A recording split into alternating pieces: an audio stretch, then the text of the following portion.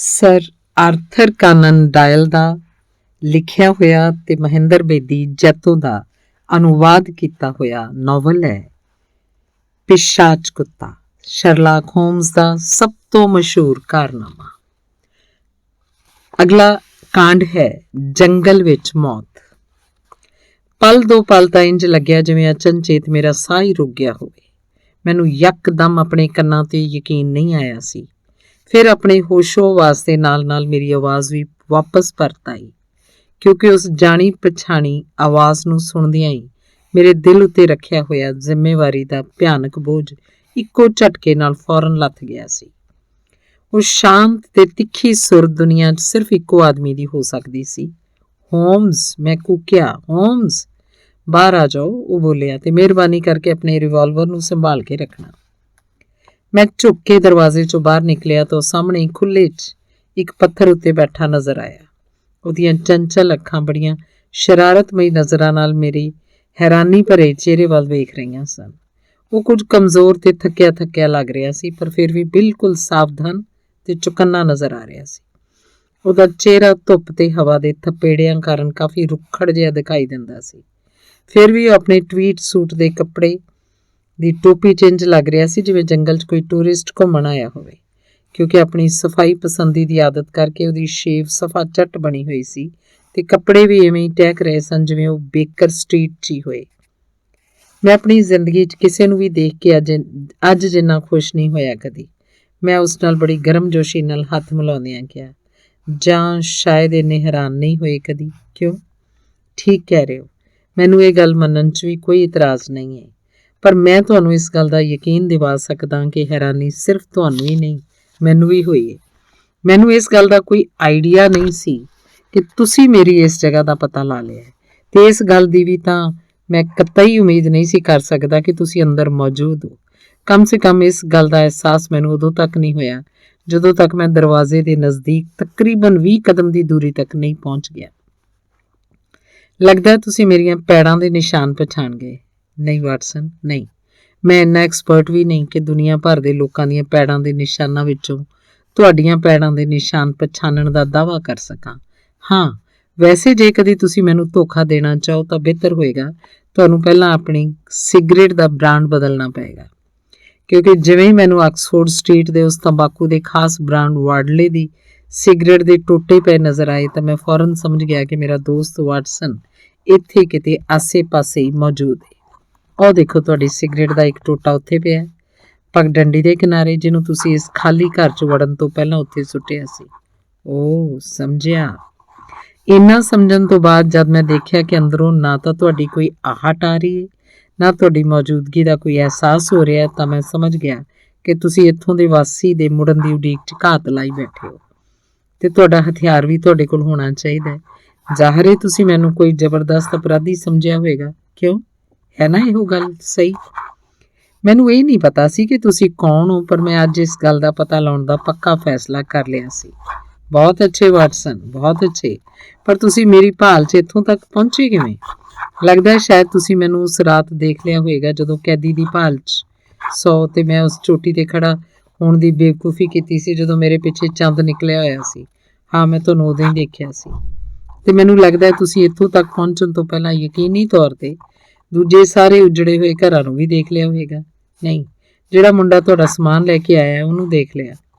ਉਸ ਤੋਂ ਇਸ ਗੱਲ ਦਾ ਅੰਦਾਜ਼ਾ ਲਾਇਆ ਕਿ ਮੈਨੂੰ ਆਪਣੀ ਭਾਲ ਕਿੱਥੋਂ ਸ਼ੁਰੂ ਕਰਨੀ ਚਾਹੀਦੀ ਹੈ। ਸਮਝ ਗਿਆ, ਉਸ ਟੈਲੀਸਕੋਪ ਵਾਲੇ ਬੁੱਢੇ ਨੇ ਸਭ ਤੋਂ ਪਹਿਲਾਂ ਉਹਨੂੰ ਦੇਖਿਆ ਹੋਵੇਗਾ। ਕਿਉਂ? ਠੀਕ ਕਿਹਾ ਨਾ? ਹਾਂ, ਉਹਦੇ ਲੈਂਸ ਦੀ ਚਮਕਦੀ ਹੋਈ ਰੌਸ਼ਨੀ ਨੂੰ ਜਦ ਮੈਂ ਪਹਿਲੀ ਵਾਰ ਦੇਖਿਆ ਸੀ ਤਾਂ ਕੋਈ ਅੰਦਾਜ਼ਾ ਨਹੀਂ ਲਾ ਸਕਿਆ ਸੀ ਕਿ ਸਭ ਕੀ ਚੱਕਰ ਹੈ।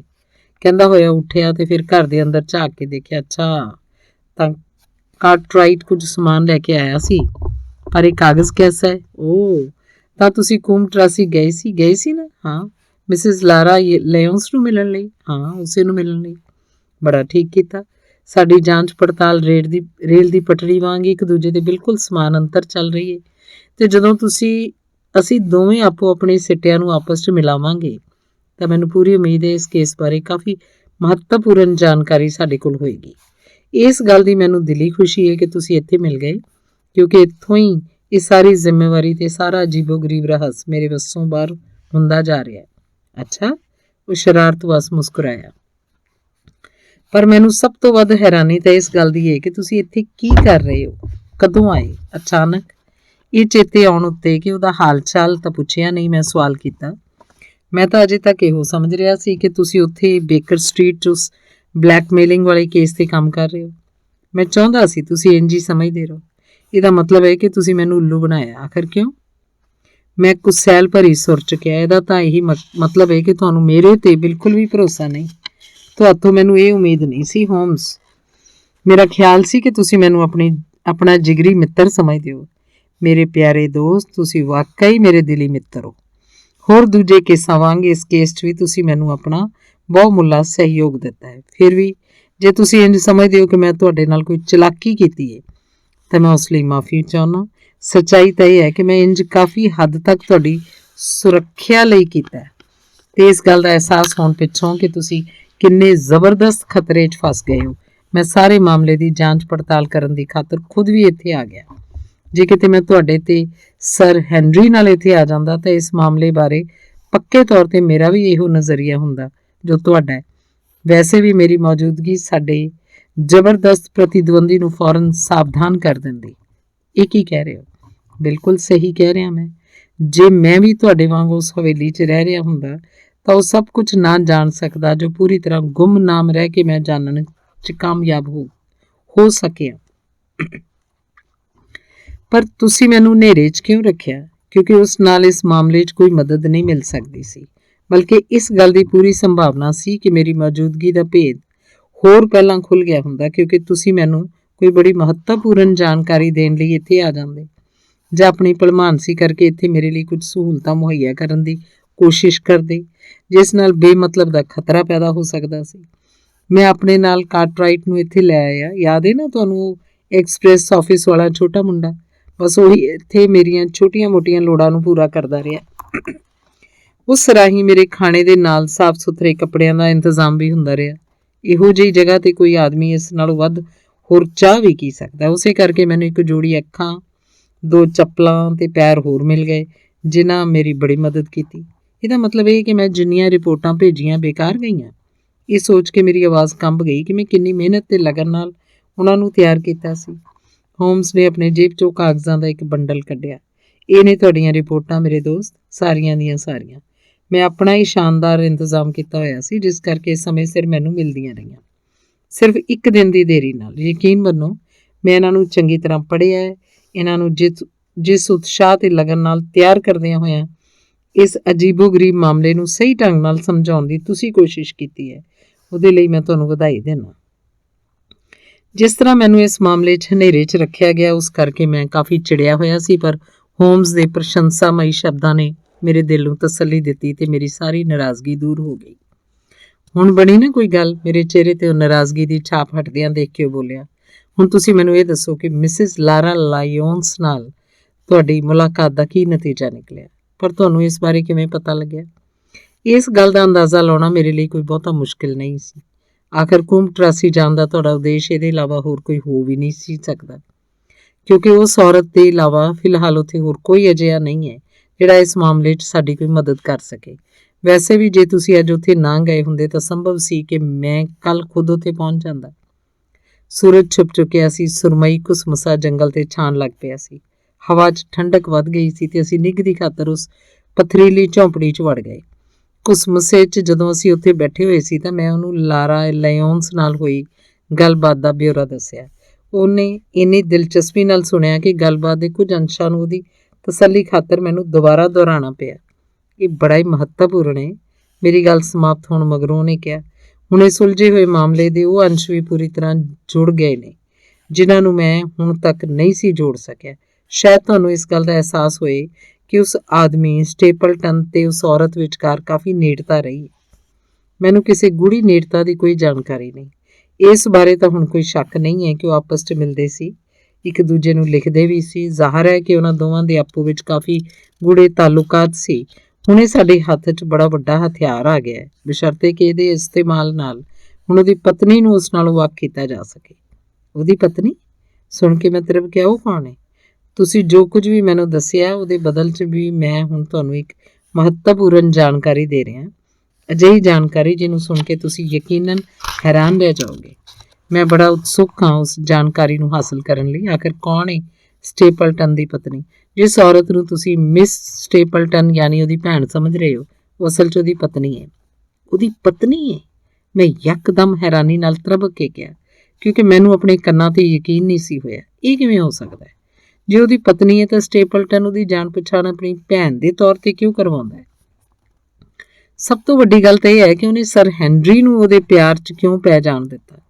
ਸਰ ਹੈਨਰੀ ਜੇ ਉਹਦੇ ਪਿਆਰ 'ਚ ਪੈ ਗਿਆ ਹੈ ਤਾਂ ਇਸ 'ਚ ਸਰ ਹੈਨਰੀ ਦੇ ਇਲਾਵਾ ਹੋਰ ਕਿਸੇ ਦਾ ਕੋਈ ਨੁਕਸਾਨ ਨਹੀਂ। ਇਸ ਗੱਲ ਨੂੰ ਤਾਂ ਤੁਸੀਂ ਨੋਟ ਵੀ ਕੀਤਾ ਹੋਵੇਗਾ ਕਿ ਸਟੇਪਲਟਨ ਨੂੰ ਸਰ ਹੈਨਰੀ ਦਾ ਉਸ ਨਾਲ ਪਿਆਰ ਕਰਨਾ ਬਿਲਕੁਲ ਪਸੰਦ ਨਹੀਂ। ਉਹ ਤਾਂ ਠੀਕ ਹੈ, ਪਰ ਕੁਝ ਨਹੀਂ। ਮੈਂ ਇਹ ਗੱਲ ਪੂਰੇ ਦਾਅਵੇ ਨਾਲ ਕਹਿ ਸਕਦਾ ਕਿ ਉਹ ਔਰਤ ਉਹਦੀ ਭੈਣ ਨਹੀਂ ਬਲਕਿ ਬੀਵੀ ਹੈ। ਪਰ ਉਸ ਓਲੇ ਦਾ ਕਾਰਨ ਕੀ ਹੈ?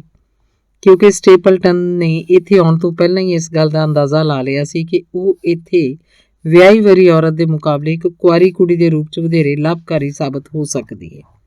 ਸੁਣਦਿਆਂ ਹੀ ਮੇਰੀਆਂ ਸਾਰੀਆਂ ਕਈਆਂ ਅਣਕਹੀਆਂ ਗੱਲਾਂ ਤੇ ਅਸਪਸ਼ਟ ਸ਼ੰਕੇ ਅਚਾਨਕ ਹੀ ਸਾਕਾਰ ਹੋ ਕੇ ਉਸ ਪ੍ਰਕਿਰਤੀਵਾਦੀ ਦੁਆਲੇ ਪਾਉਣ ਲੱਗੇ।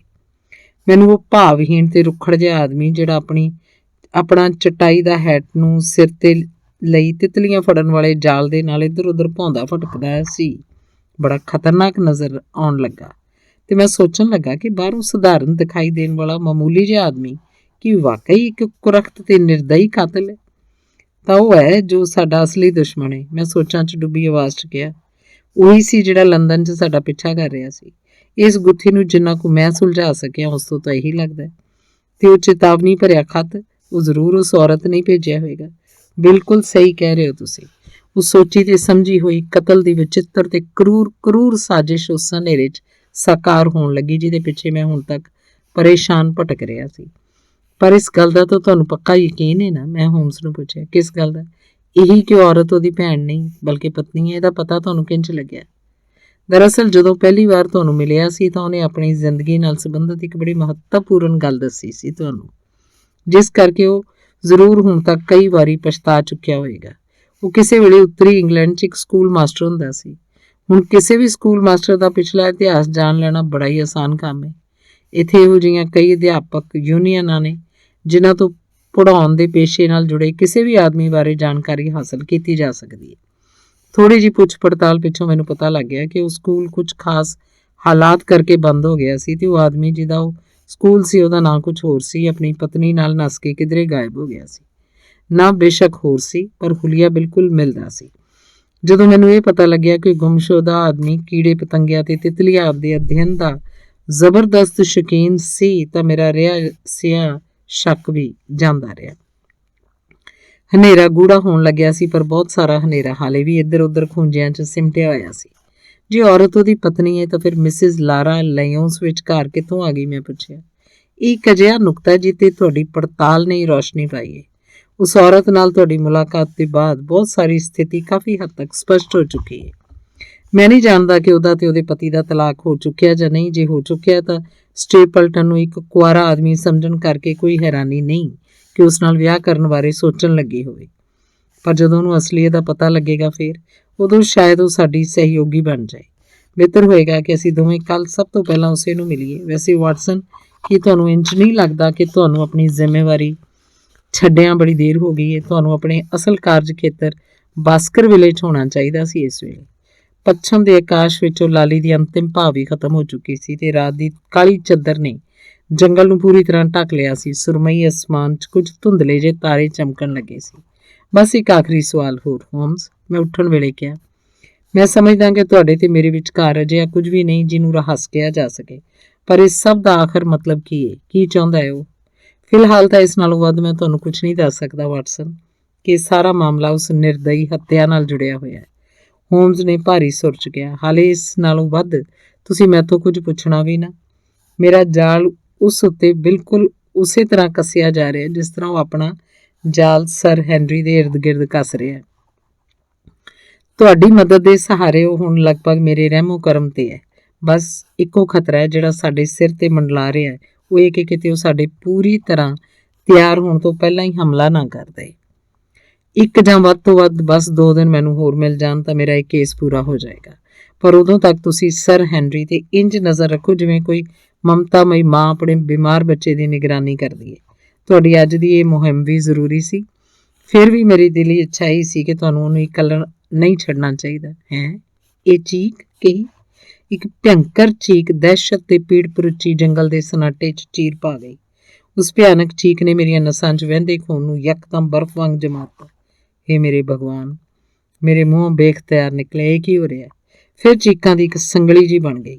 ਹੋਮਸ ਫੌਰਨ ਬੁੜਕ ਕੇ ਆਪਣੇ ਪੈਰਾਂ ਤੇ ਖੜਾ ਹੋ ਗਿਆ ਤੇ ਮੈਂ ਉਹਦੇ ਠੋਸ ਸਰੀਰ ਦੀ ਝਲਕ ਦਰਵਾਜ਼ੇ 'ਚ ਖੜੀ ਦੇਖੀ। ਉਹਦੇ ਮੋਢੇ ਅੱਗੇ ਵੱਲ ਝੁਕੇ ਸਨ, ਸਿਰ ਅੱਗੇ ਵੱਲ ਨੂੰ ਕੱਢਦਿਆਂ ਉਹ ਬਾਹਰ ਹਨੇਰੇ 'ਚ ਕੁਝ ਦੇਖਣ ਦੀ ਕੋਸ਼ਿਸ਼ ਕਰ ਰਿਹਾ ਸੀ। ਉਹ ਫੁਸਫੁਸਾਇਆ, ਚੁੱਪ। ਆਪਣੀ ਤੀਬਰਤਾ ਕਾਰਨ ਉਹ ਚੀਕਾਂ ਕਾਫੀ ਪ੍ਰਚੰਡ ਸਨ, ਪਰ ਉਹਨਾਂ ਦਾ ਨਿਕਾਸੀ ਸਥਾਨ ਹਨੇਰੇ 'ਚ ਡੁੱਬੇ ਹੋਏ ਮੈਦਾਨੀ ਭਾਗ 'ਚ ਹੀ ਕਿਤੇ ਸੀ। ਪਰ ਹੁਣ ਸਾਡੇ ਕੰਨਾਂ ਨਾਲ ਟਕਰਾਉਣ ਵੇਲੇ ਹੋਰ ਤੀਬਰ, ਸਪਸ਼ਟ ਤੇ ਨੇੜੇ ਹੁੰਦੀਆਂ ਜਾ ਰਹੀਆਂ ਸਨ। ਕਿੱਥੋਂ ਆ ਰਹੀਆਂ ਨੇ ਇਹ ਚੀਕਾਂ? ਉਹ ਬੁੜਬੁੜਾਇਆ। ਉਹਦੀ ਆਤਮਾ ਦੀ ਕੰਬਣੀ ਇਸ ਗੱਲ ਦਾ ਸਬੂਤ ਸੀ ਕਿ ਉਸ ਵਰਗੇ ਲੋਹ ਪੁਰਖ ਦੀ ਆਤਮਾ ਵੀ ਦਹਿਲ ਗਈ ਸੀ। ਮੇਰਾ ਖਿਆਲ 'ਚ ਇਹ ਉੱਧਰੋਂ ਆ ਰਹੀਆਂ ਨੇ। ਮੈਂ ਬਾਹਰਲੇ ਹਨੇਰੇ 'ਚ ਇੱਕ ਪਾਸੇ ਇਸ਼ਾਰਾ ਕੀਤਾ। ਨਹੀਂ, ਇਹ ਇੱਧਰੋਂ ਆ ਰਹੀਆਂ ਨੇ। ਇੱਕ ਵਾਰੀ ਫੇਰ ਉਹ ਬੇਵਸ ਪੁਕਾਰ ਵਰਗੀ ਦਿਲ ਕੰਬਾਊ ਚੀਤਕਾਰ ਰਾਤ ਦੀ ਚੁੱਪ 'ਚ ਗੂੰਜਦੀ ਚਲੀ ਗਈ। ਪਰ ਹੁਣ ਉਹਦੇ ਨਾਲ ਇੱਕ ਨਵੀਂ ਆਵਾਜ਼ ਹੋਰ ਸ਼ਾਮਲ ਹੋ ਗਈ ਸੀ। ਇਹ ਗਰਗਰਾਹਟ ਜੋ ਅਸਪਸ਼ਟ ਹੋਣ ਦੇ ਬਾਵਜੂਦ ਭਿਆਨਕ ਰੂਪ 'ਚ ਡਰਾਵਣੀ ਲੱਗ ਰਹੀ ਸੀ। ਉਹ ਕਿਸੇ ਕਰੋਧੀ ਸਮੁੰਦਰ ਦੀਆਂ ਉੱਠਦੀਆਂ ਬੈਠਦੀਆਂ ਲਹਿਰਾਂ ਵਾਂਗ ਕਦੀ ਤੇਜ਼ ਤੇ ਕਦੀ ਮੱਧਮ ਹੋ ਜਾਂਦੀ ਸੀ। ਉਹ ਕੁੱਤਾ! ਅਚਾਨਕ ਹੋਮਸ ਜ਼ੋਰ ਨਾਲ ਕੂਕਿਆ। ਆਓ ਵਾਟਸਨ, ਜਲਦੀ ਆਓ। ਹੇ ਭਗਵਾਨ, ਸਾਨੂੰ ਕਿਤੇ ਜਾਣ 'ਚ ਦੇਰ ਨਾ ਹੋ ਗਈ ਹੋਏ। ਉਹਨੇ ਕਾਹਲ ਨਾਲ ਜੰਗਲ 'ਚ ਦੌੜਨਾ ਸ਼ੁਰੂ ਕਰ ਦਿੱਤਾ, ਪੈਰਾਂ ਦਾ ਪਿੱਛਾ ਕਰਦਾ ਹੋਇਆ।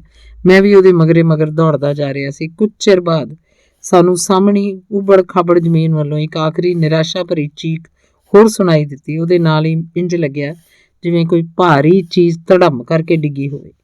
ਅਸੀਂ ਯਕਦਮ ਠਿਠਕ ਕੇ ਰੁਕੇ ਤੇ ਸੁਣਨ ਲੱਗੇ, ਪਰ ਉਸ ਹਵਾਹੀਣੀ ਰਾਤ ਦੀ ਚੁੱਪ ਨੂੰ ਕਿਸੇ ਹੋਰ ਆਵਾਜ਼ ਨੇ ਨਹੀਂ ਤੋੜਿਆ।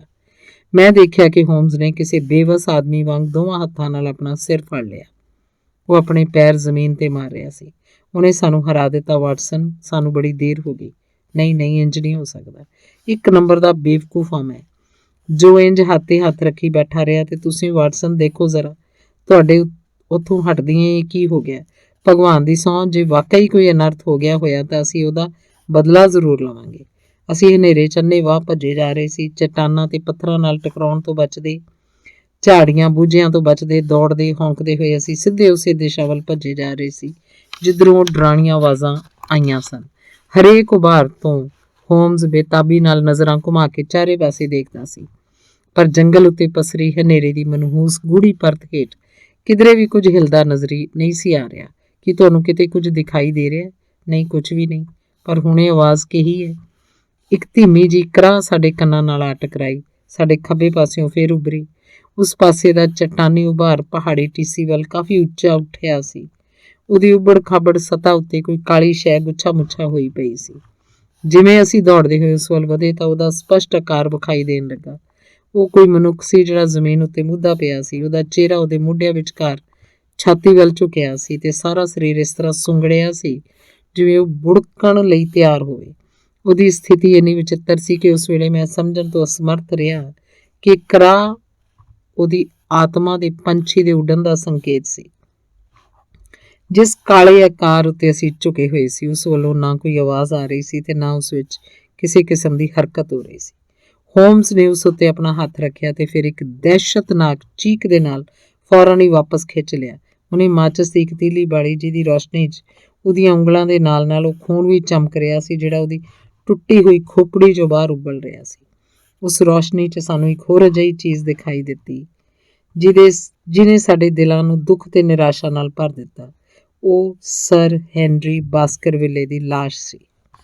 ਅਸੀਂ ਉਸ ਵਿਸ਼ੇਸ਼ ਕਿਸਮ ਦੇ ਲਾਲ ਰੰਗ ਦੇ ਟਵੀਡ ਸੂਟ ਨੂੰ ਨਹੀਂ ਭੁੱਲ ਸਕਦੇ ਜਿਹੜਾ ਉਹਨੇ ਉਸ ਦਿਨ ਪਾਇਆ ਹੋਇਆ ਸੀ ਜਦੋਂ ਪਹਿਲੀ ਵਾਰ ਸਾਨੂੰ ਮਿਲਣ ਲਈ ਬੇਕਰ ਸਟਰੀਟ ਆਇਆ ਸੀ।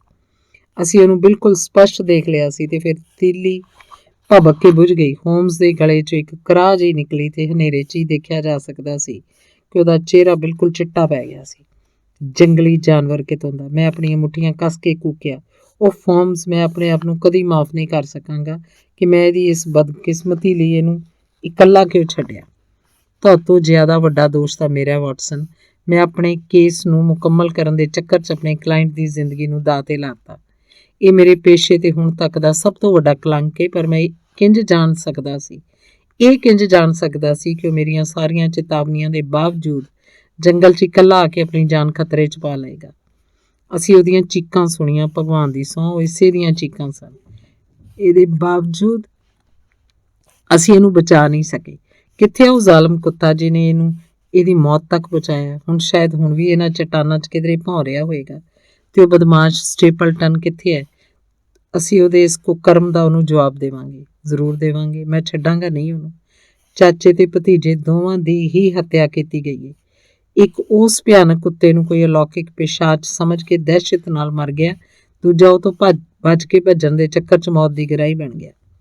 ਪਰ ਹੁਣ ਸਾਨੂੰ ਸਟੇਪਲਟਨ ਦੇ ਉਸ ਪਿਸ਼ਾਚ ਕੁੱਤੇ ਦੇ ਸਬੰਧ ਨੂੰ ਸਾਬਤ ਕਰਨਾ ਪਏਗਾ, ਕਿਉਂਕਿ ਸੁਣੀਆਂ ਸੁਣਾਈਆਂ ਗੱਲਾਂ ਤੇ ਕਹਾਣੀਆਂ ਦੇ ਇਲਾਵਾ ਅਸੀਂ ਇਸ ਗੱਲ ਦਾ ਦਾਅਵਾ ਨਹੀਂ ਕਰ ਸਕਦੇ ਕਿ ਪਿਸ਼ਾਚ ਕੁੱਤਾ ਵਾਕਈ ਕਿਤੇ ਹੈ, ਕਿਉਂਕਿ ਸਰ ਹੈਨਰੀ ਦੀ ਲਾਸ਼ ਨੂੰ ਦੇਖ ਕੇ ਇਸ ਗੱਲ ਦਾ ਸਪਸ਼ਟ ਪਤਾ ਲੱਗਦਾ ਹੈ ਕਿ ਉਹਦੀ ਮੌਤ ਉਚਾਈ ਤੋਂ ਡਿੱਗਣ ਕਰਕੇ ਹੋਈ ਹੈ। ਫਿਰ ਵੀ ਮੈਂ ਗੱਲ ਸਹੁੰ ਖਾ ਕੇ ਕਹਿਣਾ ਕਿ ਉਹ ਬਦਮਾਸ਼ ਭਾਵੇਂ ਕਿੰਨਾ ਹੀ ਚਲਾਕ ਤੇ ਕਮੀਨਾ ਕਿਉਂ ਨਾ ਹੋਏ, ਪਰ ਕੱਲ੍ਹ ਦਾ ਦਿਨ ਡੁੱਬਣ ਤੋਂ ਪਹਿਲਾਂ ਉਹ ਮੇਰੇ ਕਬਜ਼ੇ 'ਚ ਹੋਏਗਾ। ਅਸੀਂ ਦੋਵੇਂ ਮਰਨ ਵਾਲੇ ਦੀ ਲਾਸ਼ ਕੋਲ ਖਲੋਤੇ ਆਪਣੇ ਦੁਖੀ ਦਿਲਾਂ ਨਾਲ ਇਹ ਸੋਚ ਕੇ ਨਿਰਾਸ਼ ਤੇ ਉਦਾਸ ਸੀ ਕਿ ਸਾਡੀ ਹੁਣ ਤੱਕ ਦੀ ਸਾਰੀ ਮਿਹਨਤ ਦਾ ਇਹ ਦੁਖਮਈ ਅੰਤ ਹੋਇਆ। ਫਿਰ ਜਦੋਂ ਚੰਦਰਮਾ ਉਹਨਾਂ ਚੱਟਾਨਾਂ ਦੇ ਸਿਖਰ 'ਤੇ ਉੱਭਰ ਆਇਆ ਜਿੱਥੇ ਸਾਡਾ ਬਦਕਿਸਮਤ ਦੋਸਤ ਹੇਠਾਂ ਡਿੱਗਿਆ ਸੀ, ਉਹਦੇ ਚਾਨਣ ਵਿੱਚ ਰਸਤਾ ਭਾਲਦੇ ਅਸੀਂ ਉੱਪਰ ਪਹੁੰਚੇ। ਉੱਥੇ ਟੀਸੀ ਤੋਂ ਅਸੀਂ ਅੱਧੀ ਚਾਨਣੀ ਤੇ ਹਨੇਰੇ ਦੀ ਅੱਧੀ ਕਾਲੀ ਚਾਦਰ ਨਾਲ ਢਕੇ ਉਸ ਮੰਦਭਾਗੇ ਜੰਗਲ ਨੂੰ ਦੇਖਿਆ। ਦੂਰ ਮੀਲਾਂ ਤੱਕ ਗ੍ਰਿਮਟਨ ਦੀ ਦਿਸ਼ਾ 'ਚ ਇੱਕ ਇਕੱਲੀ ਪੀਲੀ ਰੌਸ਼ਨੀ ਸਥਿਰਤਾ ਨਾਲ ਚਮਕਦੀ ਦਿਖਾਈ ਦੇ ਰਹੀ ਸੀ। ਇਹ ਰੌਸ਼ਨੀ ਸਟੇਪਲਟਨ ਜੋੜੇ ਦੇ ਇਕਲੌਤੇ ਘਰ ਦੀ ਹੋ ਸਕਦੀ ਸੀ। ਉਹਨੂੰ ਦੇਖਦੇ ਹੋਏ ਮੈਂ ਗੁੱਸੇ ਨਾਲ ਦੰਦ ਪੀ ਕੇ ਆਪਣੀਆਂ ਮੁੱਠੀਆਂ ਹਵਾ 'ਚ ਲਹਿਰਾਈਆਂ। ਅਸੀਂ ਉਹਨੂੰ ਇਸੇ ਵੇਲੇ ਕਿਉਂ ਨਹੀਂ ਫੜ ਲੈਂਦੇ? ਕੱਲ੍ਹ ਤੱਕ ਕਰਨ ਲਈ ਬੜਾ ਕੁਛ ਹੈ, ਪਰ ਅੱਜ ਦੀ ਰਾਤ ਤਾਂ ਸਾਨੂੰ ਆਪਣੇ ਇਸ ਵਿਚਾਰੇ ਦੋਸਤ ਦੇ ਅੰਤਿਮ ਸੰਸਕਾਰ ਦੀ ਤਿਆਰੀ ਕਰਨੀ ਚਾਹੀਦੀ ਹੈ। ਅਸੀਂ ਦੋਵੇਂ ਉਸ ਸਿੱਧੀ ਢਲਾਣ ਤੋਂ ਉਤਰ ਕੇ ਵਾਪਸ ਹੇਠਾਂ ਆਏ, ਉਹਦੇ ਕੋਲ ਪਹੁੰਚੇ ਜਿਹੜੀ ਚਾਨਣੀ ਨਾਲ ਚਮਕਦੇ ਪੱਥਰਾਂ ਉੱਤੇ ਪਈ ਸਪਸ਼ਟ ਨਜ਼ਰ ਆ ਰਹੀ ਸੀ। ਉਹਨਾਂ ਸੁੰਗੜੇ ਹੋਏ ਸਰੀਰੀ ਅੰਗਾਂ ਦੀ ਆਖਰੀ ਤਕਲੀਫ ਦੀ ਕਲਪਨਾ ਕਰਕੇ ਹੀ ਸੀਨੇ 'ਚ ਪੀੜ ਦੀ ਤਰਾਟ ਪਈ ਤੇ ਮੇਰੀਆਂ ਅੱਖਾਂ 'ਚੋਂ ਅਥਰੂ ਛਲਕ ਆਏ। ਸਾਨੂੰ ਕਿਤੋਂ ਮਦਦ ਲੈ ਕੇ ਆਉਣਾ ਚਾਹੀਦਾ ਹੋਮਸ, ਸਿਰਫ ਅਸੀਂ ਦੋਵੇਂ ਇਹਨੂੰ ਚੁੱਕ ਕੇ ਹਵੇਲੀ ਤੱਕ ਨਹੀਂ ਲਿਜਾ ਸਕਦੇ। ਪਰ ਹੇ ਮੇਰੇ ਭਗਵਾਨ, ਕੀ ਤੁਸੀਂ ਕਿਤੇ ਪਾਗਲ ਤਾਂ ਨਹੀਂ ਹੋ ਗਏ? ਕਿਉਂਕਿ ਉਹ ਅਚਾਨਕ ਆਪਣੇ ਹਲਕ ਵਿੱਚੋਂ ਇੱਕ ਕਿਲਕਾਰੀ ਜੀ ਮਾਰਦਾ ਹੋਇਆ ਲਾਸ਼ 'ਤੇ ਝੁੱਕ ਕੇ ਸਿੱਧਾ ਖੜਾ ਹੋ ਗਿਆ ਸੀ। ਹੁਣ ਉਹ ਉੱਚੀ ਉੱਚੀ ਹੱਸਦਾ ਹੋਇਆ ਮੇਰੇ ਹੱਥਾਂ ਨੂੰ ਫੜ ਕੇ ਅਜੀਬ ਢੰਗ ਨਾਲ ਉਛਲ ਨੱਚ ਰਿਹਾ ਸੀ। ਮੈਂ ਹੈਰਾਨ ਸੀ ਕਿ ਕੀ ਮੇਰਾ ਉਹੀ ਗੰਭੀਰ ਤੇ ਆਤਮ ਵਿਸ਼ਵਾਸੀ ਦੋਸਤ ਹੈ ਜਾਂ ਇਸ 'ਚ ਕੋਈ ਗੁਪਤ ਸ਼ਕਤੀ ਪ੍ਰਵੇਸ਼ ਕਰ ਗਈ ਹੈ। ਦਾੜੀ, ਇਸ ਆਦਮੀ ਦੇ ਤਾਂ ਦਾੜੀ ਹੈ। ਦਾੜੀ? ਇਹ ਸਾਡਾ ਜ਼ਿਮੀਂਦਾਰ ਦੋਸਤ ਨਹੀਂ, ਇਹ ਤਾਂ ਮੇਰਾ ਇਸ ਜੰਗਲ ਦਾ ਗੁਆਂਢੀ, ਉਹ ਭਗੌੜਾ ਅਪਰਾਧੀ ਹੈ। ਬੜੀ ਬੇਤਾਬੀ ਨਾਲ ਉਹਨੇ ਲਾਸ਼ ਨੂੰ ਪਲਟਿਆ ਤੇ ਉਹ ਖੂਨ ਨਾਲ ਭਿੱਜੀ ਦਾੜੀ ਅਸਮਾਨ 'ਚ ਚਮਕਦੇ ਠੰਡੇ ਤੇ ਸ਼ਾਂਤ ਚੰਦਰਮਾ ਵੱਲ ਉੱਠੀ ਦਿਖਾਈ ਦਿੱਤੀ। ਕੋਈ ਸ਼ੱਕ ਦੀ ਗੁੰਜਾਇਸ਼ ਨਹੀਂ ਸੀ ਕਿ ਉਹ ਇਸੇ ਖੂੰਖਾਰ ਆਦਮੀ ਦਾ ਚਿਹਰਾ ਸੀ ਜਿਹਨੂੰ ਮੈਂ ਮੋਮਬੱਤੀ ਦੇ ਚਾਨਣ 'ਚ ਚੱਟਾਨ ਦੇ ਪਿੱਛੋਂ ਆਪਣੇ ਆਪ ਨੂੰ ਘੂਰਦੇ ਦੇਖਿਆ ਸੀ, ਯਾਨੀ ਉਸੇ ਖਤਰਨਾਕ ਅਪਰਾਧੀ ਸੇਲਡਨ ਦਾ ਚਿਹਰਾ ਸੀ। ਫਿਰ ਅਗਲੇ ਛੇਣੀ ਮੇਰੇ ਦਿਮਾਗ 'ਚ ਸਭ ਕੁਝ ਸਪਸ਼ਟ ਹੋ ਗਿਆ। ਮੈਨੂੰ ਯਾਦ ਆਇਆ ਕਿ ਸਾਡੇ ਜ਼ਿਮੀਂਦਾਰ ਦੋਸਤ ਨੇ ਮੈਨੂੰ ਦੱਸਿਆ ਸੀ ਕਿ ਉਹਨੇ ਆਪਣੇ ਪੁਰਾਣੇ ਕੱਪੜੇ ਬੈਰੀਮੋਰ ਨੂੰ ਦੇ ਦਿੱਤੇ ਸਨ। ਬੈਰੀਮੋਰ ਨੇ ਸੇਲਡਨ ਦੇ ਉੱਥੋਂ ਕਿਧਰੇ ਦੂਰ ਚਲੇ ਜਾਣ 'ਚ ਮਦਦ ਕਰਨ ਦੀ ਮਨਸ਼ਾ ਨਾਲ ਉਹ ਕੱਪੜੇ ਉਹਨੂੰ ਦੇ ਦਿੱਤੇ। ਬੂਟ, ਕੱਪੜੇ, ਟੋਪੀ ਸਭ ਸਰ ਹੈਨਰੀ ਦੇ ਹੀ ਸਨ। ਪਰ ਫਿਰ ਇੱਕ ਆਦਮੀ ਦੀ ਭਿਆਨਕ ਢੰਗ ਨਾਲ ਮੌਤ ਤਾਂ ਹੋਈ ਸੀ। ਇਹ ਦੂਜੀ ਗੱਲ ਹੈ ਕਿ ਉਹ ਆਦਮੀ ਦੇਸ਼ ਦੇ ਕਾਨੂੰਨ ਤੇ ਨਿਆਂ ਦੇ ਮੁਤਾਬਕ ਖੁਦ ਮੌਤ ਦਾ ਹੱਕਦਾਰ ਸੀ। ਈਸ਼ਵਰ ਦਾ ਧੰਨਵਾਦ ਕਰਨ ਪਿੱਛੋਂ ਮੈਂ ਤੇਜ਼ੀ ਨਾਲ ਭੁੜਕਦੇ ਦਿਲ ਨਾਲ ਹੋਮ ਨੂੰ ਸਾਰੀ ਗੱਲ ਦੱਸੀ। ਇਹਦਾ ਮਤਲਬ ਹੈ ਕਿ ਇਹ ਕੱਪੜੇ ਹੀ ਇਸ ਵਿਚਾਰੇ ਦੀ ਮੌਤ ਦਾ ਕਾਰਨ ਬਣ ਗਏ, ਉਹ ਬੋਲਿਆ। ਸਾਫ਼ ਜ਼ਾਹਰ ਹੈ ਕਿ ਉਸ ਕੁੱਤੇ ਨੂੰ ਸਰ ਹੈਨਰੀ ਦੀ ਪਾਈ ਹੋਈ ਕੋਈ ਚੀਜ਼ ਸੁੰਘਾ ਕੇ ਸ਼ਾਇਦ ਉਹ ਬੂਟ ਜੋ ਉਸ ਹੋਟਲ 'ਚੋਂ ਚੁਰਾਇਆ ਗਿਆ ਸੀ ਭੇਜਿਆ ਗਿਆ ਸੀ। ਇਸ ਆਦਮੀ ਨੇ ਕਿਉਂਕਿ ਉਹਦੇ ਕੱਪੜੇ ਪਾਏ ਹੋਏ ਸੀ, ਇਸ ਲਈ ਉਹ ਇਹਦੇ ਪਿੱਛੇ ਪੈ ਗਿਆ। ਪਰ ਇਹ ਗੱਲ ਸਮਝ ਨਹੀਂ ਆ ਰਹੀ ਕਿ ਹਨੇਰੇ 'ਚ ਸੇਲਡਨ ਨੂੰ ਇਸ ਗੱਲ ਦਾ ਪਤਾ ਕਿਵੇਂ ਚੱਲਿਆ ਕਿ ਇਹ ਕੁੱਤਾ ਉਹਨੂੰ ਭਾਲਦਾ ਹੋਇਆ ਦੌੜਿਆ ਆ ਰਿਹਾ। ਉਹਨੇ ਉਹਦੀ ਆਵਾਜ਼ ਸੁਣ ਲਈ ਹੋਏਗੀ। ਜੰਗਲ 'ਚ ਕਿਸੇ ਕੁੱਤੇ ਦੀ ਆਵਾਜ਼ ਸੁਣ ਕੇ ਭਾਵੇਂ ਉਹ ਕਿੰਨਾ ਹੀ ਭਿਆਨਕ ਤੇ ਖੂੰਖਾਰ ਕਿਉਂ ਨਾ ਹੋਈ, ਸੇਲਡਨ ਵਰਗਾ ਦਲੇਰ ਤੇ ਪੇਸ਼ੇਵਰ ਅਪਰਾਧੀ ਆਪਣਾ ਮੁੜ ਗ੍ਰਿਫਤਾਰ ਹੋ ਜਾਣ ਦੇ ਭੈ ਨਾਲ ਇੰਜ ਬੁਰੀ ਤਰ੍ਹਾਂ ਚੀਕਦਾ ਕੂਕਦਾ ਹੋਇਆ ਕਦੇ ਨਹੀਂ ਦੌੜੇਗਾ। ਉਹਦੀਆਂ ਚੀਕਾਂ ਤੋਂ ਪਤਾ ਲੱਗਦਾ ਹੈ ਕਿ ਸ਼ਾਇਦ ਉਹ ਕਾਫੀ ਦੂਰ ਤੋਂ ਮਦਦ ਲਈ ਚੀਕਦਾ ਕੂਕਦਾ ਦੌੜ ਆ ਰਿਹਾ ਸੀ, ਕਿਉਂਕਿ ਉਹਨੂੰ ਪਤਾ ਸੀ ਕਿ ਉਹ ਭਿਆਨਕ ਕੁੱਤਾ ਉਹਦਾ ਪਿੱਛਾ ਕਰ ਰਿਹਾ। ਸਵਾਲ ਇਹ ਹੈ ਕਿ ਇਹਨੂੰ ਇਹ ਗੱਲ ਕਿਵੇਂ ਪਤਾ ਚੱਲੇ। ਜੇ ਅਸੀਂ ਥੋੜ੍ਹੀ ਦੇਰ ਲਈ ਇਹ ਕਲਪਨਾ ਕਰੀਏ, ਮੈਂ ਕਲਪਨਾ ਨਹੀਂ ਕਰਦਾ ਹੁੰਦਾ, ਕਲਪਨਾ ਨਾ ਸਹੀ, ਇਹ ਸਵਾਲ ਤਾਂ ਕੀਤਾ ਜਾ ਸਕਦਾ ਹੈ ਕਿ ਅੱਜ ਦੀ ਰਾਤ ਉਸ ਕੁੱਤੇ ਨੂੰ ਜੰਗਲ 'ਚ ਕਿਉਂ ਛੱਡਿਆ ਗਿਆ। ਮੈਂ ਸਮਝਦਾ ਹਾਂ ਕਿ ਉਹ ਇਸ ਜੰਗਲ 'ਚ ਹਰ ਵੇਲੇ ਖੁੱਲ੍ਹਾ ਤਾਂ ਫਿਰਦਾ ਨਹੀਂ ਹੋਏਗਾ। ਸਟੇਪਲਟਨ ਇਹਨੂੰ ਉਦੋਂ ਤੱਕ ਬਾਹਰ ਛੱਡਣ ਵਾਲਾ ਨਹੀਂ ਜਦੋਂ ਤੱਕ ਕਿ ਉਸ ਕੋਲ ਇਹ ਸੋਚਣ ਦਾ ਕੋਈ ਠੋਸ ਕਾਰਨ ਨਹੀਂ ਹੋਏਗਾ ਕਿ ਅੱਜ ਦੀ ਰਾਤ ਸਰ ਹੈਨਰੀ ਹਰ ਹਾਲਤ 'ਚ ਬਾਹਰ ਨਿਕਲੇ ਹੀ ਨਿਕਲੇਗਾ। ਮੇਰਾ ਸਵਾਲ ਤੁਹਾਡੇ ਸਵਾਲ ਨਾਲੋਂ ਕਿਤੇ ਵੱਧ ਮੁਸ਼ਕਲ ਹੈ। ਮੈਂ ਸਮਝਦਾ ਤੁਹਾਡੇ ਸਵਾਲ ਦਾ ਜਵਾਬ ਤਾਂ ਅੱਜ ਦੀ ਰਾਤ ਥੋੜ੍ਹੀ ਦੇਰ ਬਾਅਦ ਮਿਲ ਜਾਏਗਾ, ਪਰ ਮੇਰਾ ਸਵਾਲ ਸ਼ਾਇਦ ਹਮੇਸ਼ਾ ਲਈ ਇੱਕ ਰਹੱਸ ਬਣਿਆ ਰਹੇਗਾ। ਵੈਸੇ ਹੁਣ ਇੱਕ ਹੋਰ ਮਹੱਤਵਪੂਰਨ ਸਵਾਲ ਸਾਡੇ ਸਾਹਮਣੇ ਹੈ ਕਿ ਇਸ ਬਦਨਸੀਬ ਮੁਜਰਮ ਦੀ ਲਾਸ਼ ਦਾ ਕੀ ਕੀਤਾ ਜਾਏ। ਕਮ ਸੇ ਕਮ ਅਸੀਂ ਇਹਨੂੰ ਇੱਥੇ ਭੁੱਖੇ ਲੂੰਬੜਾਂ ਤੇ ਗਿੱਦੜਾਂ ਦੇ ਖਾਣ ਲਈ ਛੱਡ ਕੇ ਨਹੀਂ ਜਾ ਸਕਦੇ। ਮੈਂ ਸਮਝਦਾ ਜਦ ਤੱਕ ਅਸੀਂ ਪੁਲਿਸ ਨੂੰ ਖਬਰ ਪਹੁੰਚਾਉਣ 'ਚ ਕਾਮਯਾਬ ਨਹੀਂ ਹੋ ਜਾਂਦੇ, ਉਦੋਂ ਤੱਕ ਇਹਨੂੰ ਇੱਥੇ ਕਿਸੇ ਝੌਂਪੜੀ 'ਚ ਸੰਭਾਲ ਕੇ ਰੱਖ ਦਿੰਦੇ ਹਾਂ। ਇਹੀ ਠੀਕ ਰਹੇਗਾ। ਵੈਸੇ ਮੈਨੂੰ ਇਸ ਗੱਲ 'ਚ ਕੋਈ ਸ਼ੱਕ ਨਹੀਂ ਕਿ ਮੈਂ ਤੇ ਤੁਸੀਂ ਦੋਵੇਂ ਇਹਨੂੰ ਇੱਥੋਂ ਉੱਥੋਂ ਤੱਕ ਚੁੱਕ ਕੇ ਲਿਜਾ ਸਕਦੇ ਸੀ, ਪਰ ਇਹ ਕੌਣ ਤੁਰਿਆ ਆ ਰਿਹਾ? ਇਹ ਆਦਮੀ ਤਾਂ ਖੁਦ ਉਹੀ ਹੈ। ਕੈਸਾ ਗੁਸਤਾਖ ਤੇ ਢੀਠ ਆਦਮੀ ਹੈ। ਪਰ ਤੁਸੀਂ ਆਪਣੇ ਮੂੰਹ ਸ਼ੱਕ ਦਾ ਇੱਕ ਲਫ਼ਜ਼ ਵੀ ਨਾ ਕੱਢਣਾ ਵਾਟਸਨ, ਇੱਕ ਲਫ਼ਜ਼ ਵੀ ਨਹੀਂ, ਵਰਨਾ ਮੇਰੀ ਸਾਰੀ ਪਲੈਨਿੰਗ ਮਿੱਟੀ 'ਚ ਮਿਲ ਜਾਏਗੀ। ਇੱਕ ਆਕਾਰ ਜੰਗਲ 'ਚ ਸਾਡੇ ਵੱਲ ਆ ਰਿਹਾ ਸੀ। ਉਹਦੇ ਨਾਲ ਹੀ ਮੈਨੂੰ ਸਿਗਾਰ ਦੀ ਇੱਕ ਮੱਧਮ ਜਿਹੀ ਚਮਕ ਵੀ ਦਿਖਾਈ ਦੇ ਰਹੀ ਸੀ, ਜਿਸ ਕਰਕੇ ਮੈਨੂੰ ਚੁਸਤ ਤੇ ਗਠੀਲੇ ਸਰੀਰ ਦੇ ਪ੍ਰਕਿਰਤੀਵਾਦੀ ਨੂੰ ਪਛਾਣਨ 'ਚ ਕੋਈ ਖਾਸ ਦਿੱਕਤ ਨਹੀਂ ਹੋਈ। ਸਾਨੂੰ ਦੋਵਾਂ ਨੂੰ ਵੇਖ ਕੇ ਉਹ ਜ਼ਰਾ ਕੁ ਠਿਠਕ ਕੇ ਰੁਕਿਆ।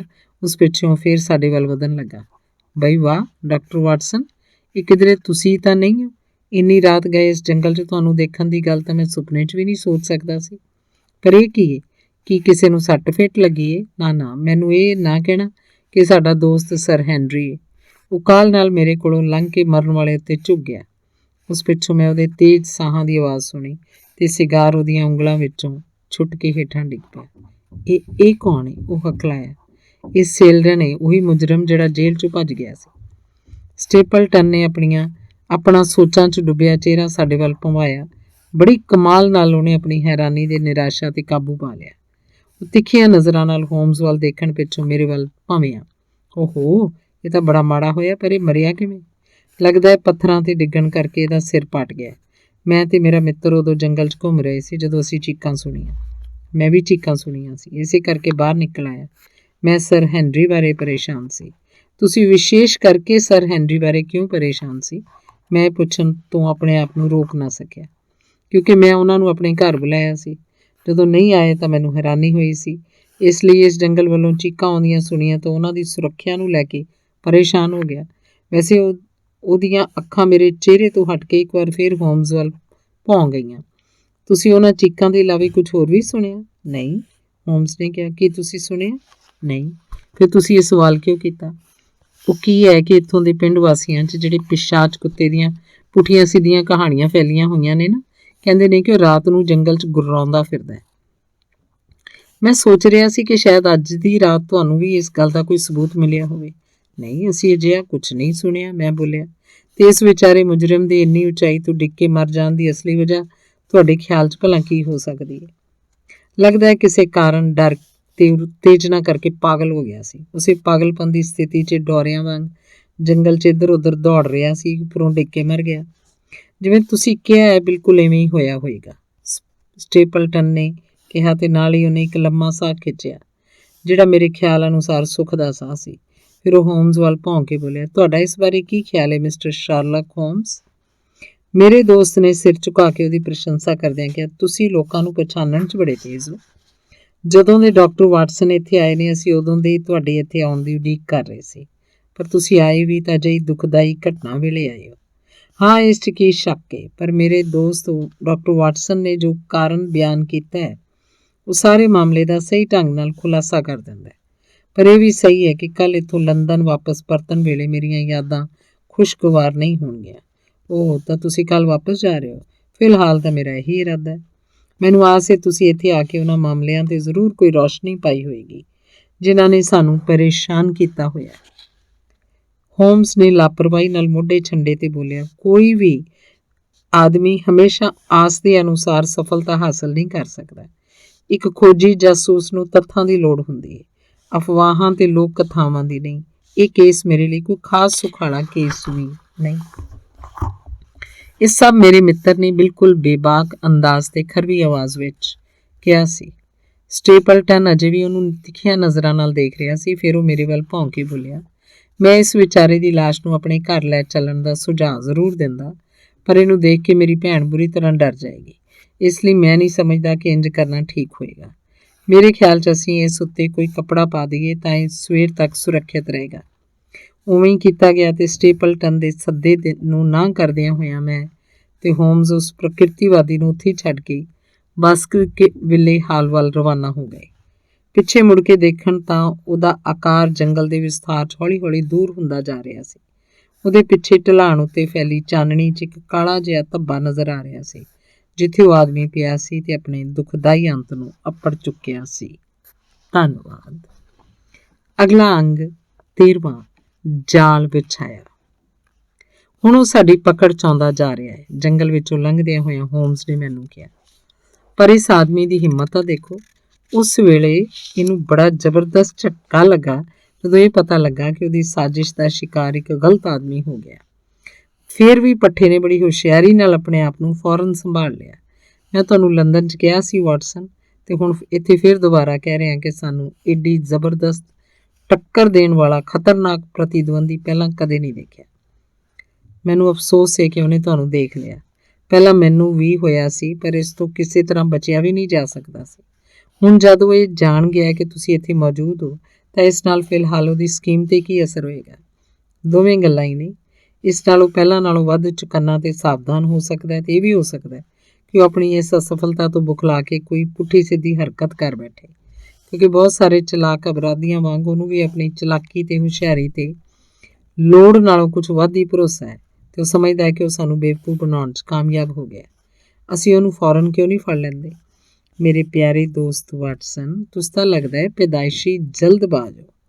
ਤੁਹਾਡੀ ਪ੍ਰਵਿਰਤੀ ਹਰ ਵੇਲੇ ਕਿਰਿਆਸ਼ੀਲ ਰਹਿੰਦੀ ਹੈ। ਚਲੋ, ਜੇ ਸਿਰਫ ਬਹਿਸ ਦੀ ਖਾਤਰ ਮੰਨ ਵੀ ਲਿਆ ਜਾਏ ਕਿ ਅਸੀਂ ਉਹਨੂੰ ਅੱਜ ਰਾਤ ਫੜ ਲਿਆ, ਤਾਂ ਸਾਡੇ ਹੱਥ ਕਿਹੜੇ ਸੁਰਖਾਬ ਦੇ ਖੰਭ ਆ ਜਾਣਗੇ। ਸਾਡੇ ਕੋਲ ਫਿਲਹਾਲ ਅਜਿਹਾ ਕੋਈ ਠੋਸ ਸਬੂਤ ਨਹੀਂ ਹੈ ਜਿਸ ਨਾਲ ਅਸੀਂ ਉਹਦੇ ਖਿਲਾਫ ਕੁਝ ਸਾਬਤ ਕਰ ਸਕੀਏ। ਇਹੀ ਉਹਦੇ ਸ਼ੈਤਾਨੀ ਦਿਮਾਗ ਦੀ ਸਭ ਤੋਂ ਵੱਡੀ ਸ਼ੈਤਾਨੀ ਹੈ। ਉਹਨੇ ਕਿਸੇ ਆਦਮੀ ਨੂੰ ਆਪਣਾ ਮੋਹਰਾ ਬਣਾਇਆ ਹੁੰਦਾ ਤਾਂ ਸ਼ਾਇਦ ਸਾਨੂੰ ਉਹਦੇ ਖਿਲਾਫ ਕੁਝ ਸਬੂਤ ਵੀ ਮਿਲ ਜਾਂਦੇ, ਪਰ ਜੇ ਅਸੀਂ ਉਸ ਪਿਸ਼ਾਚ ਕੁੱਤੇ ਨੂੰ ਰਾਤਾਂ ਦੇ ਹਨੇਰਿਆਂ 'ਚੋਂ ਕੱਢ ਕੇ ਦਿਨ ਦੀ ਰੌਸ਼ਨੀ 'ਚ ਲਿਆਉਣਾ ਹੈ, ਤਾਂ ਉਹਦੇ ਮਾਲਕ ਦੇ ਗਲ 'ਚ ਰੱਸੀ ਬੰਨ੍ਹਣ ਨਾਲ ਸਾਡੇ ਹੱਥ ਕੁਝ ਨਹੀਂ ਲੱਗਣ ਵਾਲਾ। ਫਿਰ ਵੀ ਉਹਦੇ ਖਿਲਾਫ ਇੱਕ ਇਲਜ਼ਾਮ ਤਾਂ ਹੈ ਹੀ। ਇਲਜ਼ਾਮ ਕਿ ਉਹਦਾ ਪਰਛਾਵਾਂ ਤੱਕ ਨਹੀਂ। ਸਿਰਫ ਸ਼ੱਕ ਤੇ ਅਟਕਲਬਾਜ਼ੀਆਂ ਦੇ ਇਲਾਵਾ ਸਾਡੇ ਪੱਲੇ ਕੁਝ ਵੀ ਨਹੀਂ। ਜੇ ਅਸੀਂ ਕਹਾਣੀਆਂ ਤੇ ਅਫਵਾਹਾਂ ਦੇ ਸਬੂਤਾਂ ਨਾਲ ਅਦਾਲਤ 'ਚ ਗਏ ਤਾਂ ਲੋਕੀ ਸਾਡੇ ਤੇ ਹੱਸਣਗੇ ਤੇ ਸਾਡਾ ਮਜ਼ਾਕ ਉਡਾਇਆ ਜਾਏਗਾ।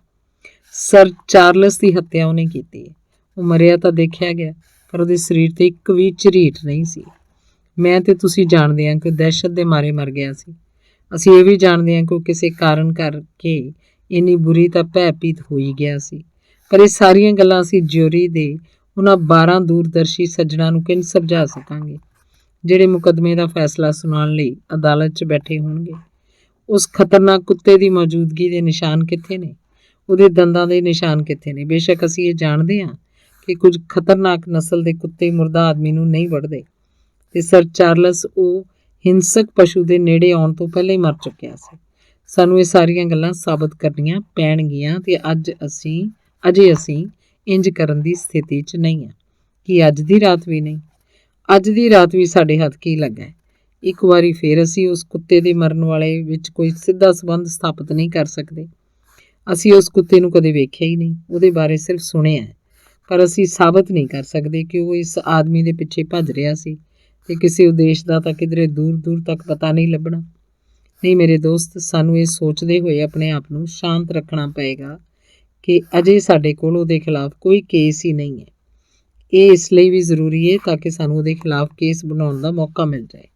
ਤੁਹਾਡੇ ਖਿਆਲ 'ਚ ਹੁਣ ਸਾਨੂੰ ਕੀ ਕਰਨਾ ਚਾਹੀਦਾ ਹੈ? ਮੇਰੀਆਂ ਉਮੀਦਾਂ ਹੁਣ ਇਸ ਗੱਲ 'ਤੇ ਟਿਕੀਆਂ ਹੋਈਆਂ ਨੇ ਕਿ ਜਦੋਂ ਲਾਰਾ ਲਾਇਓਂਸ ਦੇ ਸਾਹਮਣੇ ਸਾਰੀ ਸਥਿਤੀ ਸਪਸ਼ਟ ਕੀਤੀ ਜਾਏਗੀ ਤਾਂ ਸ਼ਾਇਦ ਸਾਡੀ ਮਦਦ ਲਈ ਤਿਆਰ ਹੋ ਜਾਏ। ਵੈਸੇ ਮੇਰੀਆਂ ਆਪਣੀਆਂ ਵੀ ਕੁਝ ਪਲਾਨਿੰਗਸ ਨਹੀਂ। ਬਿਹਤਰ ਹੋਏਗਾ ਕਿ ਹੁਣ ਇਸ ਮਾਮਲੇ ਨੂੰ ਕੱਲ੍ਹ ਤੱਕ ਛੱਡ ਦਿੱਤਾ ਜਾਏ। ਮੈਨੂੰ ਪੱਕਾ ਯਕੀਨ ਹੈ ਕਿ ਕੱਲ ਦਾ ਸੂਰਜ ਡੁੱਬਣ ਤੱਕ ਸਾਡੀ ਸਥਿਤੀ ਕਾਫੀ ਮਜ਼ਬੂਤ ਹੋ ਚੁੱਕੀ ਹੋਏਗੀ। ਇਸ ਨਾਲੋਂ ਵੱਧ ਮੈਂ ਉਸ ਤੋਂ ਹੋਰ ਕੁਝ ਨਾ ਜਾਣ ਸਕਿਆ। ਉਸ ਪਿੱਛੋਂ ਬਾਸਕਰ ਵੇਲੇ ਹਾਲ ਤੱਕ ਆਪਣੇ ਖਿਆਲਾਂ ਵਿੱਚ ਗੁਆਚਾ ਚੁੱਪਚਾਪ ਤੁਰਦਾ ਰਿਹਾ। ਕੀ ਤੁਸੀਂ ਅੰਦਰ ਚੱਲੋਗੇ? ਹਵੇਲੀ ਦੇ ਦਰਵਾਜ਼ੇ ਤੱਕ ਪਹੁੰਚ ਕੇ ਮੈਂ ਉਹਨੂੰ ਪੁੱਛਿਆ। ਹਾਂ, ਕਿਉਂ ਨਹੀਂ। ਹੁਣ ਲੁੱਕੇ ਰਹਿਣ ਦਾ ਕੋਈ ਕਾਰਨ ਬਾਕੀ ਨਹੀਂ ਰਿਹਾ। ਪਰ ਮੇਰੀ ਗੱਲ ਕੰਨ ਖੋਲ ਕੇ ਸੁਣ ਲਓ ਵਾਟਸਨ, ਸਰ ਹੈਨਰੀ ਦੇ ਸਾਹਮਣੇ ਉਸ ਕੁੱਤੇ ਦਾ ਕੋਈ ਜ਼ਿਕਰ ਨਾ ਕਰਨਾ। ਸੇਲਡਨ ਦੀ ਮੌਤ ਬਾਰੇ ਸਿਰਫ ਓਨਾ ਹੀ ਦੱਸਣਾ ਜਿੰਨਾ ਕਿ ਸਟੇਪਲਟਨ ਸਮਝਦਾ ਹੈ ਕਿ ਅਸੀਂ ਜਾਣਦੇ ਹਾਂ, ਤਾਂ ਕਿ ਉਸ ਔਖੀ ਘੜੀ ਸਮੇਂ ਉਹਦੀ ਹਿੰਮਤ ਬਣੀ ਰਹੇ ਜਿਸ ਵਿੱਚੋਂ ਉਹਨੇ ਕੱਲ੍ਹ ਲੰਘਣਾ ਹੈ। ਜੇ ਮੈਨੂੰ ਤੁਹਾਡੀ ਰਿਪੋਰਟ ਸਹੀ ਯਾਦ ਹੈ ਤਾਂ ਕੱਲ੍ਹ ਉਹਨੂੰ ਉਹਨਾਂ ਦੇ ਘਰ ਖਾਣੇ ਦਾ ਸੱਦਾ ਹੈ। ਉਹਦੇ ਨਾਲ ਮੈਨੂੰ ਵੀ ਸੱਦਿਆ ਗਿਆ। ਤਾਂ ਤੁਸੀਂ ਕੋਈ ਬਹਾਨਾ ਕਰਕੇ ਰੁਕ ਜਾਣਾ। ਉੱਥੇ ਉਹਨੂੰ ਇਕੱਲਾ ਹੀ ਭੇਜਣਾ ਪਏਗਾ। ਇਹ ਇੰਤਜ਼ਾਮ ਤਾਂ ਆਰਾਮ ਨਾਲ ਹੋ ਜਾਏਗਾ। ਹੁਣ ਇਹ ਦੇਖੋ ਕਿ ਜੇ ਅਸੀਂ ਡਿਨਰ ਲਈ ਦੇਰ ਨਾਲ ਪਹੁੰਚੇ ਹਾਂ ਤਾਂ ਦੇਰ ਰਾਤ ਨੂੰ ਕੀਤੇ ਜਾਣ ਵਾਲੇ ਭੋਜਨ ਦੇ ਸਮੇਂ ਤਾਂ ਸਮੇਂ ਸਿਰ ਮੌਜੂਦ ਆ ਨਾ। ਸ਼ਰਲਾਕ ਹੋਮਸ ਨੂੰ ਦੇਖ ਕੇ ਸਰ ਹੈਨਰੀ ਨੇ ਹੈਰਾਨੀ ਨਾਲੋਂ ਵੱਧ ਖੁਸ਼ੀ ਪ੍ਰਗਟ ਕੀਤੀ, ਕਿਉਂਕਿ ਉਹਨੂੰ ਪਿਛਲੇ ਕੁਝ ਦਿਨਾਂ ਦੀਆਂ ਘਟਨਾਵਾਂ ਤੋਂ ਇਹ ਆਸ ਬੱਝ ਗਈ ਸੀ ਕਿ ਉਹ ਉਹਨੂੰ ਕਿਸੇ ਵੀ ਦਿਨ ਲੰਦਨ ਤੋਂ ਇੱਥੇ ਆਉਣ ਲਈ ਮਜਬੂਰ ਕਰ ਦੇਣਗੀਆਂ। ਪਰ ਉਸ ਵੇਲੇ ਉਹਦੇ ਭਰਵੱਟੇ ਕੁਝ ਤਿਰਛੇ ਹੋ ਗਏ ਜਦੋਂ ਉਹਨੇ ਦੇਖਿਆ ਕਿ ਮੇਰੇ ਦੋਸਤ ਦੇ ਕੋਲ ਨਾ ਤਾਂ ਕੋਈ ਸਮਾਨ ਹੈ ਤੇ ਨਾ ਹੀ ਉਹਨੇ ਆਪਣੀ ਗੈਰ ਮੌਜੂਦਗੀ ਦਾ ਕੋਈ ਕਾਰਨ ਹੀ ਦੱਸਿਆ। ਵੈਸੇ ਉਹਦੀ ਲੋੜ ਦਾ ਸਮਾਨ ਅਸੀਂ ਆਪੋ ਵਿੱਚ ਇਕੱਠਾ ਕਰਕੇ ਉਹਨੂੰ ਦੇ ਦਿੱਤਾ। ਉਸ ਪਿੱਛੋਂ ਉਹਨੇ ਕਾਫੀ ਦੇਰ ਨਾਲ ਖਾਣਾ ਖਾਂਦਿਆਂ ਹੋਇਆਂ ਆਪਣੇ ਜ਼ਿਮੀਂਦਾਰ ਦੋਸਤ ਨੂੰ ਸਾਡੇ ਨਾਲ ਵਾਪਰੀ ਘਟਨਾ ਦਾ ਸਿਰਫ ਓਨਾ ਵੇਰਵਾ ਹੀ ਦਿੱਤਾ ਜਿੰਨਾ ਉਹਨੂੰ ਦੱਸਣਾ ਜ਼ਰੂਰੀ ਸੀ। ਪਰ ਉਹ ਤੋਂ ਪਹਿਲਾਂ ਮੈਨੂੰ ਬੈਰੀਮੋਰ ਤੇ ਉਹਦੀ ਪਤਨੀ ਨੂੰ ਉਹ ਦੁਖਦਾਈ ਘਟਨਾ ਦੱਸਣ ਦਾ ਫਰਜ਼ ਨਿਭਾਉਣਾ ਪਿਆ ਸੀ।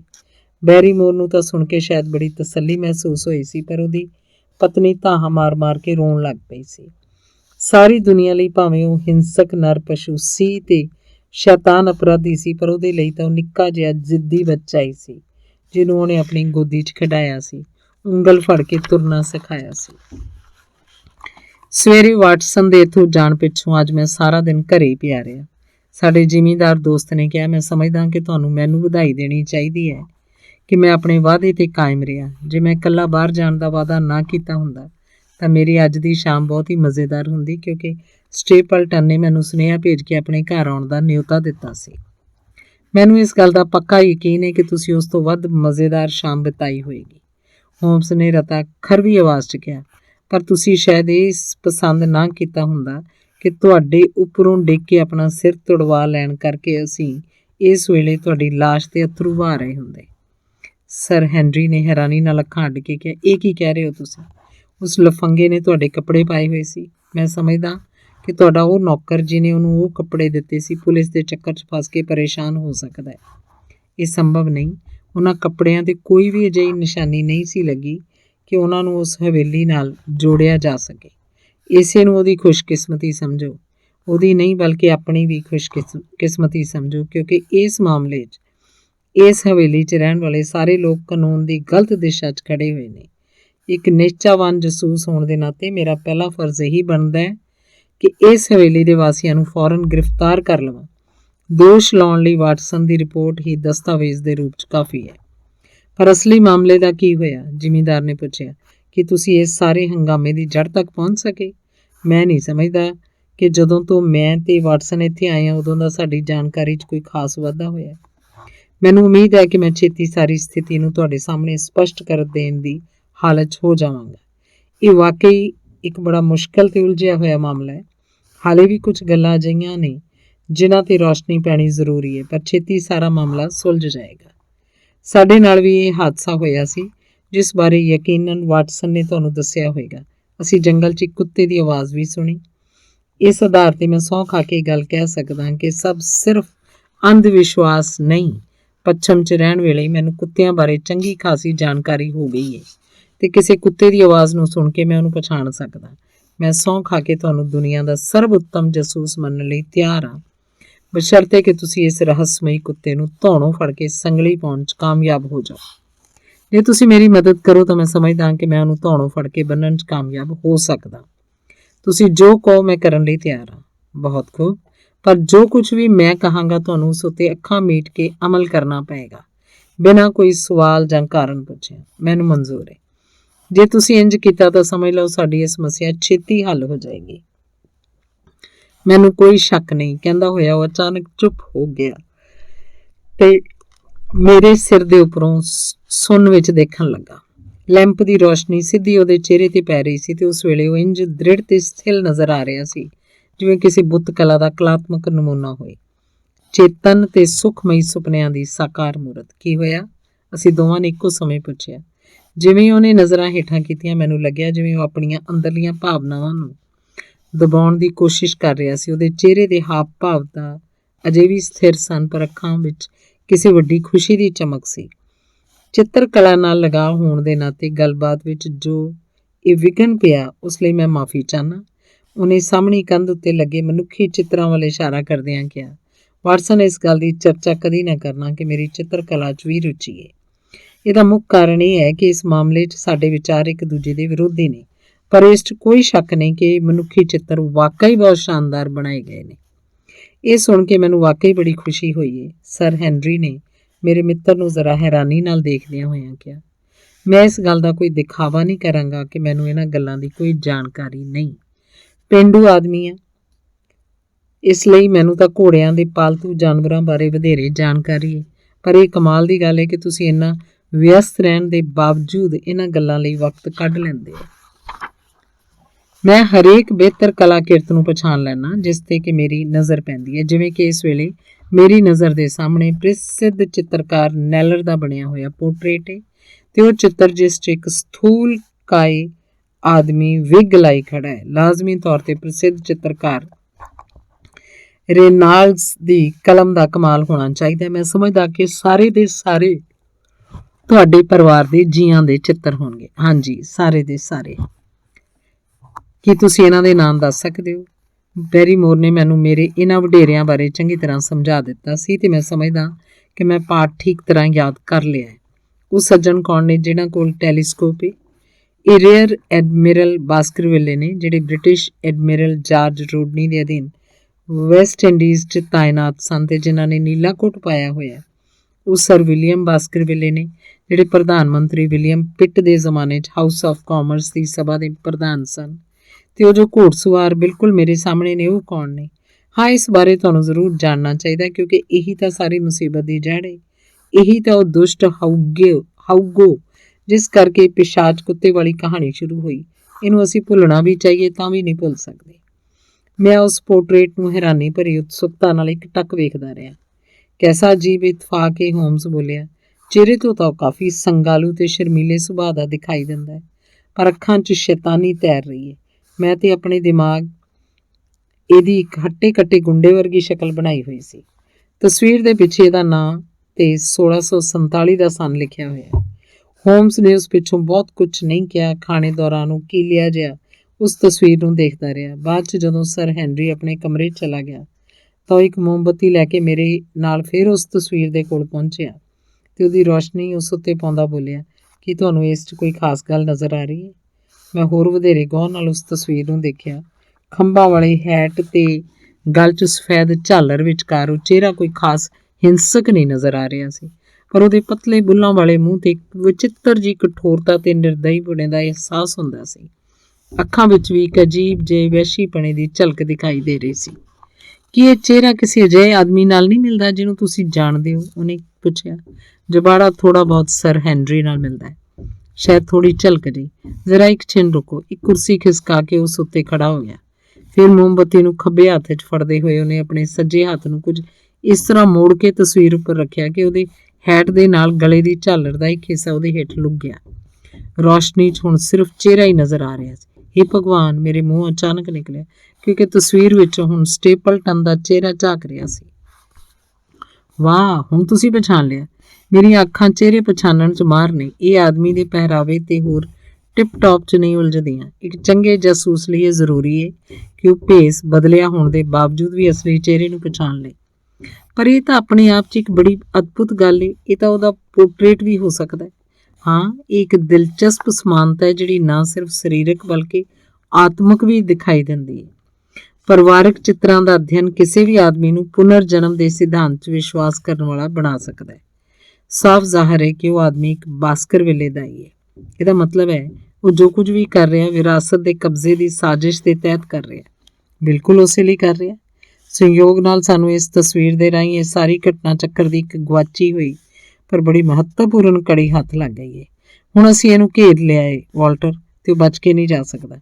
ਕੱਲ ਰਾਤ ਦੇ ਖਤਮ ਹੋਣ ਤੋਂ ਪਹਿਲਾਂ ਹੀ ਉਹ ਸਾਡੇ ਜਾਲ 'ਚ ਉਸੇ ਤਰ੍ਹਾਂ ਬੇਬਸੀ ਨਾਲ ਫੜਫੜਾ ਰਿਹਾ ਹੋਏਗਾ ਜਿਸ ਤਰ੍ਹਾਂ ਉਹਦੇ ਜਾਲ 'ਚ ਫਸੀ ਹੋਈ ਕੋਈ ਤਿੱਤਲੀ ਫੜਫੜਾ ਰਹੀ ਹੁੰਦੀ ਹੈ। ਇੱਕ ਪਿੰਨ, ਇੱਕ ਕਾਕ, ਇੱਕ ਕਾਰਡ, ਉਸ ਪਿੱਛੋਂ ਤਾਂ ਉਹ ਸਾਡੇ ਬੇਕਰ ਸਟਰੀਟ ਵਾਲੇ ਮਿਊਜ਼ੀਅਮ ਦੀ ਸ਼ੋਭਾ ਵਧਾ ਰਿਹਾ ਹੋਏਗਾ। ਤੇ ਫਿਰ ਤਸਵੀਰ ਕੋਲੋਂ ਹਟਦਿਆਂ ਹੋਇਆਂ ਉਹ ਇਸ ਤਰ੍ਹਾਂ ਹੱਸਣ ਲੱਗਾ ਜਿਵੇਂ ਉਹਨੂੰ ਹਾਸੇ ਦਾ ਦੌਰਾ ਪੈ ਗਿਆ ਹੋਵੇ। ਅਜਿਹਾ ਦੌਰਾ ਉਸ ਉੱਤੇ ਕਦੇ ਕਦਾਰ ਹੀ ਪੈਂਦਾ ਹੈ। ਆਮ ਤੌਰ ਤੇ ਮੈਂ ਉਹਨੂੰ ਇਸ ਤਰ੍ਹਾਂ ਹੱਸਦੇ ਹੋਇਆਂ ਘੱਟ ਹੀ ਦੇਖਿਆ, ਪਰ ਜਦੋਂ ਵੀ ਉਹ ਇਸ ਤਰ੍ਹਾਂ ਹੱਸਦਾ ਹੈ ਤਾਂ ਕਿਸੇ ਨਾ ਕਿਸੇ ਦੀ ਸ਼ਾਮਤ ਜ਼ਰੂਰ ਆਉਂਦੀ ਹੈ। ਸਵੇਰੇ ਮੈਂ ਜਲਦੀ ਜਾਗ ਪਿਆ ਸੀ, ਪਰ ਹੋਮਸ ਮੈਥੋਂ ਵੀ ਪਹਿਲਾਂ ਦਾ ਜਾਗਿਆ ਹੋਇਆ ਸੀ, ਕਿਉਂਕਿ ਜਦੋਂ ਮੈਂ ਕੱਪੜੇ ਪਾ ਰਿਹਾ ਸੀ ਤੇ ਮੈਂ ਦੇਖਿਆ ਪੂਰੀ ਤਰ੍ਹਾਂ ਤਿਆਰ ਬਰ ਤਿਆਰ ਬਾਹਰੋਂ ਕਿਤੇ ਘੁੰਮ ਕੇ ਆ ਰਿਹਾ ਸੀ।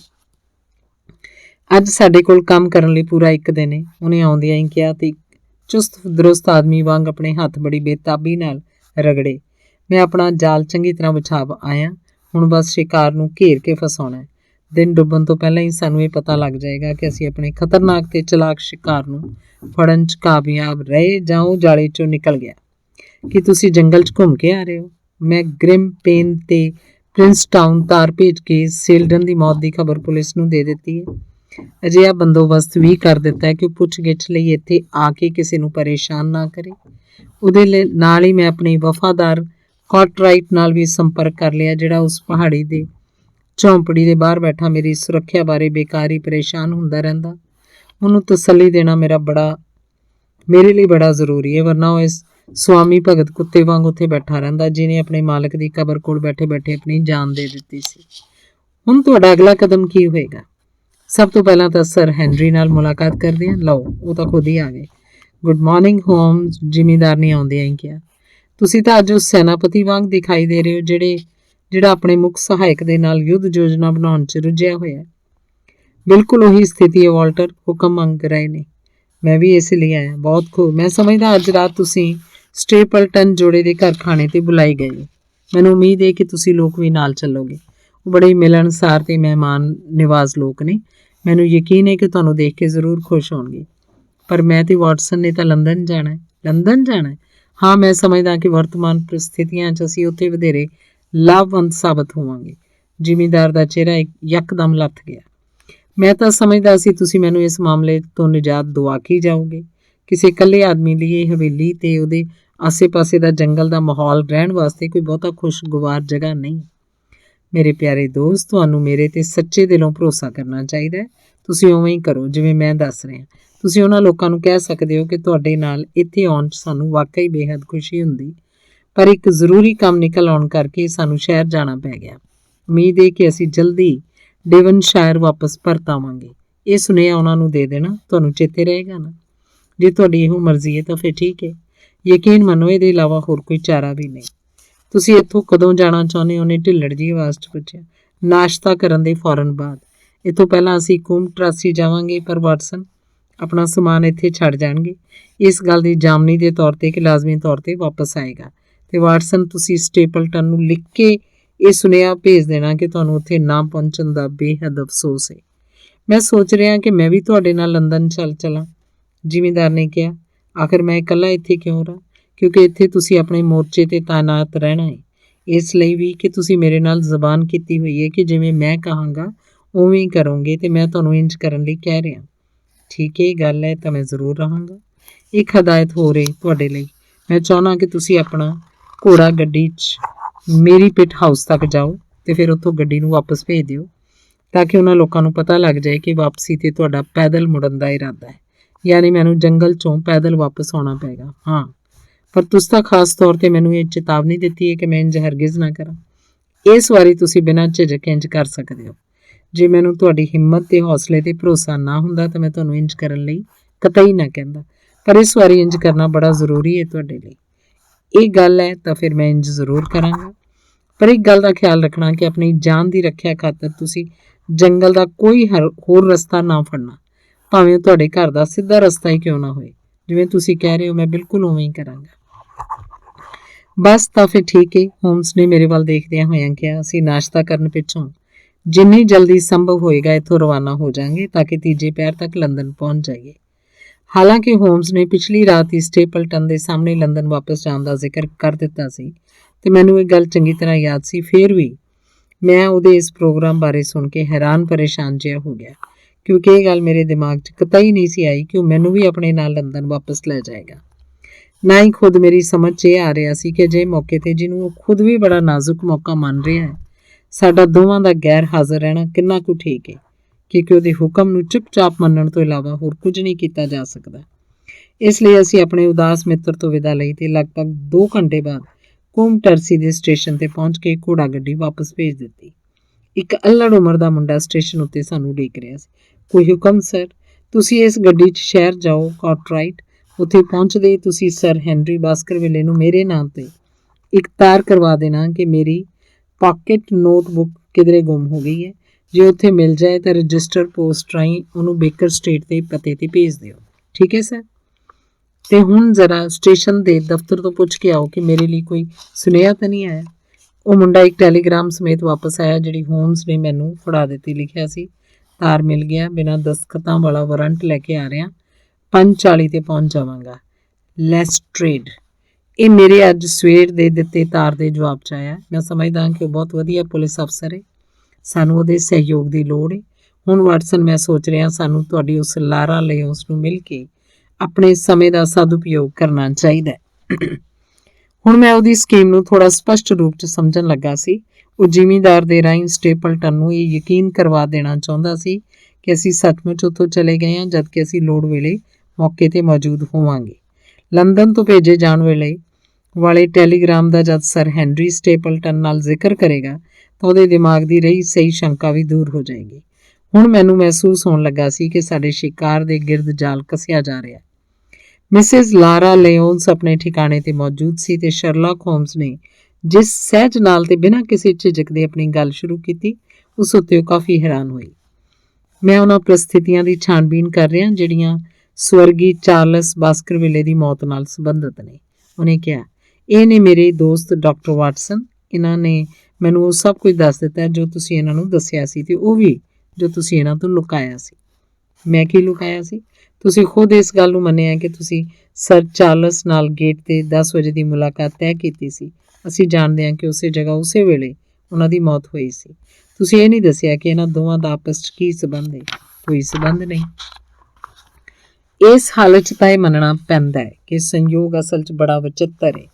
ਮੈਂ ਤੁਹਾਡੇ ਨਾਲ ਇਹ ਬਿਲਕੁਲ ਸਾਫ਼ ਤੇ ਸਪਸ਼ਟ ਗੱਲ ਕਰਨੀ ਚਾਹੁੰਦਾ ਕਿ ਅਸੀਂ ਬੜੀ ਛੇਤੀ ਇਹਨਾਂ ਦੋਵਾਂ ਗੱਲਾਂ ਦਾ ਆਪਸੀ ਸਬੰਧ ਸਿੱਧ ਕਰਨ 'ਚ ਕਾਮਯਾਬ ਹੋ ਜਾਵਾਂਗੇ। ਅਸੀਂ ਇਸ ਘਟਨਾ ਨੂੰ ਹੱਤਿਆ ਦਾ ਮਾਮਲਾ ਮੰਨਦੇ ਹਾਂ ਤੇ ਇਸ ਮਾਮਲੇ 'ਚ ਤੁਹਾਡੇ ਦੋਸਤ ਸਟੇਪਲਟਨ ਦੇ ਨਾਲ ਉਹਦੀ ਪਤਨੀ ਵੀ ਫਸੇਗੀ। ਉਹਦੀ ਪਤਨੀ? ਉਹ ਔਰਤ ਯਕਦਮ ਆਪਣੀ ਕੁਰਸੀ ਤੋਂ ਬੁੜਕ ਕੇ ਖੜੀ ਹੋ ਗਈ ਤੇ ਕੂਕੀ। ਇਹ ਸੱਚਾਈ ਹੁਣ ਲੁਕੀ ਨਹੀਂ ਰਹੀ ਕਿ ਜਿਹਨੂੰ ਉਹ ਆਪਣੀ ਭੈਣ ਦੱਸਦਾ ਹੈ ਉਹ ਅਸਲ 'ਚ ਉਹਦੀ ਪਤਨੀ ਹੈ। ਮਿਸਿਸ ਲਾਇਓਨਸ ਫਿਰ ਆਪਣੀ ਕੁਰਸੀ ਤੇ ਬੈਠ ਗਈ। ਉਹਨੇ ਹੱਥਾਂ ਨਾਲ ਕੁਰਸੀ ਦੇ ਦੋਵਾਂ ਹੱਥਿਆਂ ਨੂੰ ਕੱਸ ਕੇ ਫੜਿਆ ਸੀ ਤੇ ਮੈਂ ਦੇਖਿਆ ਕਿ ਉਹਦੇ ਗੁਲਾਬੀ ਨਹੁੰ ਵਧੇਰੇ ਦਬਾਅ ਕਾਰਨ ਚਿੱਟੇ ਪੈ ਗਏ ਸੀ। ਉਹਦੀ ਪਤਨੀ? ਉਹਨੇ ਦੁਬਾਰਾ ਇਹਨਾਂ ਸ਼ਬਦਾਂ ਨੂੰ ਦੁਹਰਾਉਂਦਿਆਂ ਆਇਆ ਕਿਹਾ, ਉਹਦੀ ਪਤਨੀ ਕਿਵੇਂ ਹੋ ਸਕਦੀ ਹੈ? ਉਹ ਸ਼ਾਦੀशुदा ਤਾਂ ਲੱਗਦੀ ਨਹੀਂ। ਹੋਮਸ ਨੇ ਲਾਪਰਵਾਹੀ ਨਾਲ ਆਪਣੇ ਮੋਢੇ ਝੰਡੇ। ਮੈਨੂੰ ਇਸ ਗੱਲ ਦਾ ਸਬੂਤ ਦਿਓ ਮੈਨੂੰ ਇਸ ਗੱਲ ਦਾ, ਤੇ ਜੇ ਤੁਸੀਂ ਸਾਬਤ ਕਰ ਦਿੱਤਾ ਤਾਂ ਉਹਦੀਆਂ ਅੱਖਾਂ ਅਚਾਨਕ ਸੁਲਗਣ ਲੱਗੀਆਂ। ਭਿਆਨਕ ਅੱਗ ਦੀਆਂ ਲਪਟਾਂ ਨੇ ਸ਼ਬਦਾਂ ਨਾਲੋਂ ਕਿਤੇ ਵਧੇਰੇ ਕੁਝ ਕਹਿ ਦਿੱਤਾ ਸੀ। ਮੈਂ ਇਸ ਕੰਮ ਲਈ ਪੂਰੀ ਤਿਆਰੀ ਨਾਲ ਆਇਆ। ਹੋਮਸ ਨੇ ਆਪਣੀ ਜੇਬ 'ਚੋਂ ਇੱਕ ਕਾਗਜ਼ ਕੱਢਦਿਆਂ ਕਿਹਾ, ਇਹ ਉਹਨਾਂ ਦੋਵਾਂ ਦੀ ਇੱਕ ਫੋਟੋ ਹੈ ਜਿਹੜੀ 4 ਸਾਲ ਪਹਿਲਾਂ ਯਾਕ ਵਿੱਚ ਖਿੱਚੀ ਗਈ ਸੀ।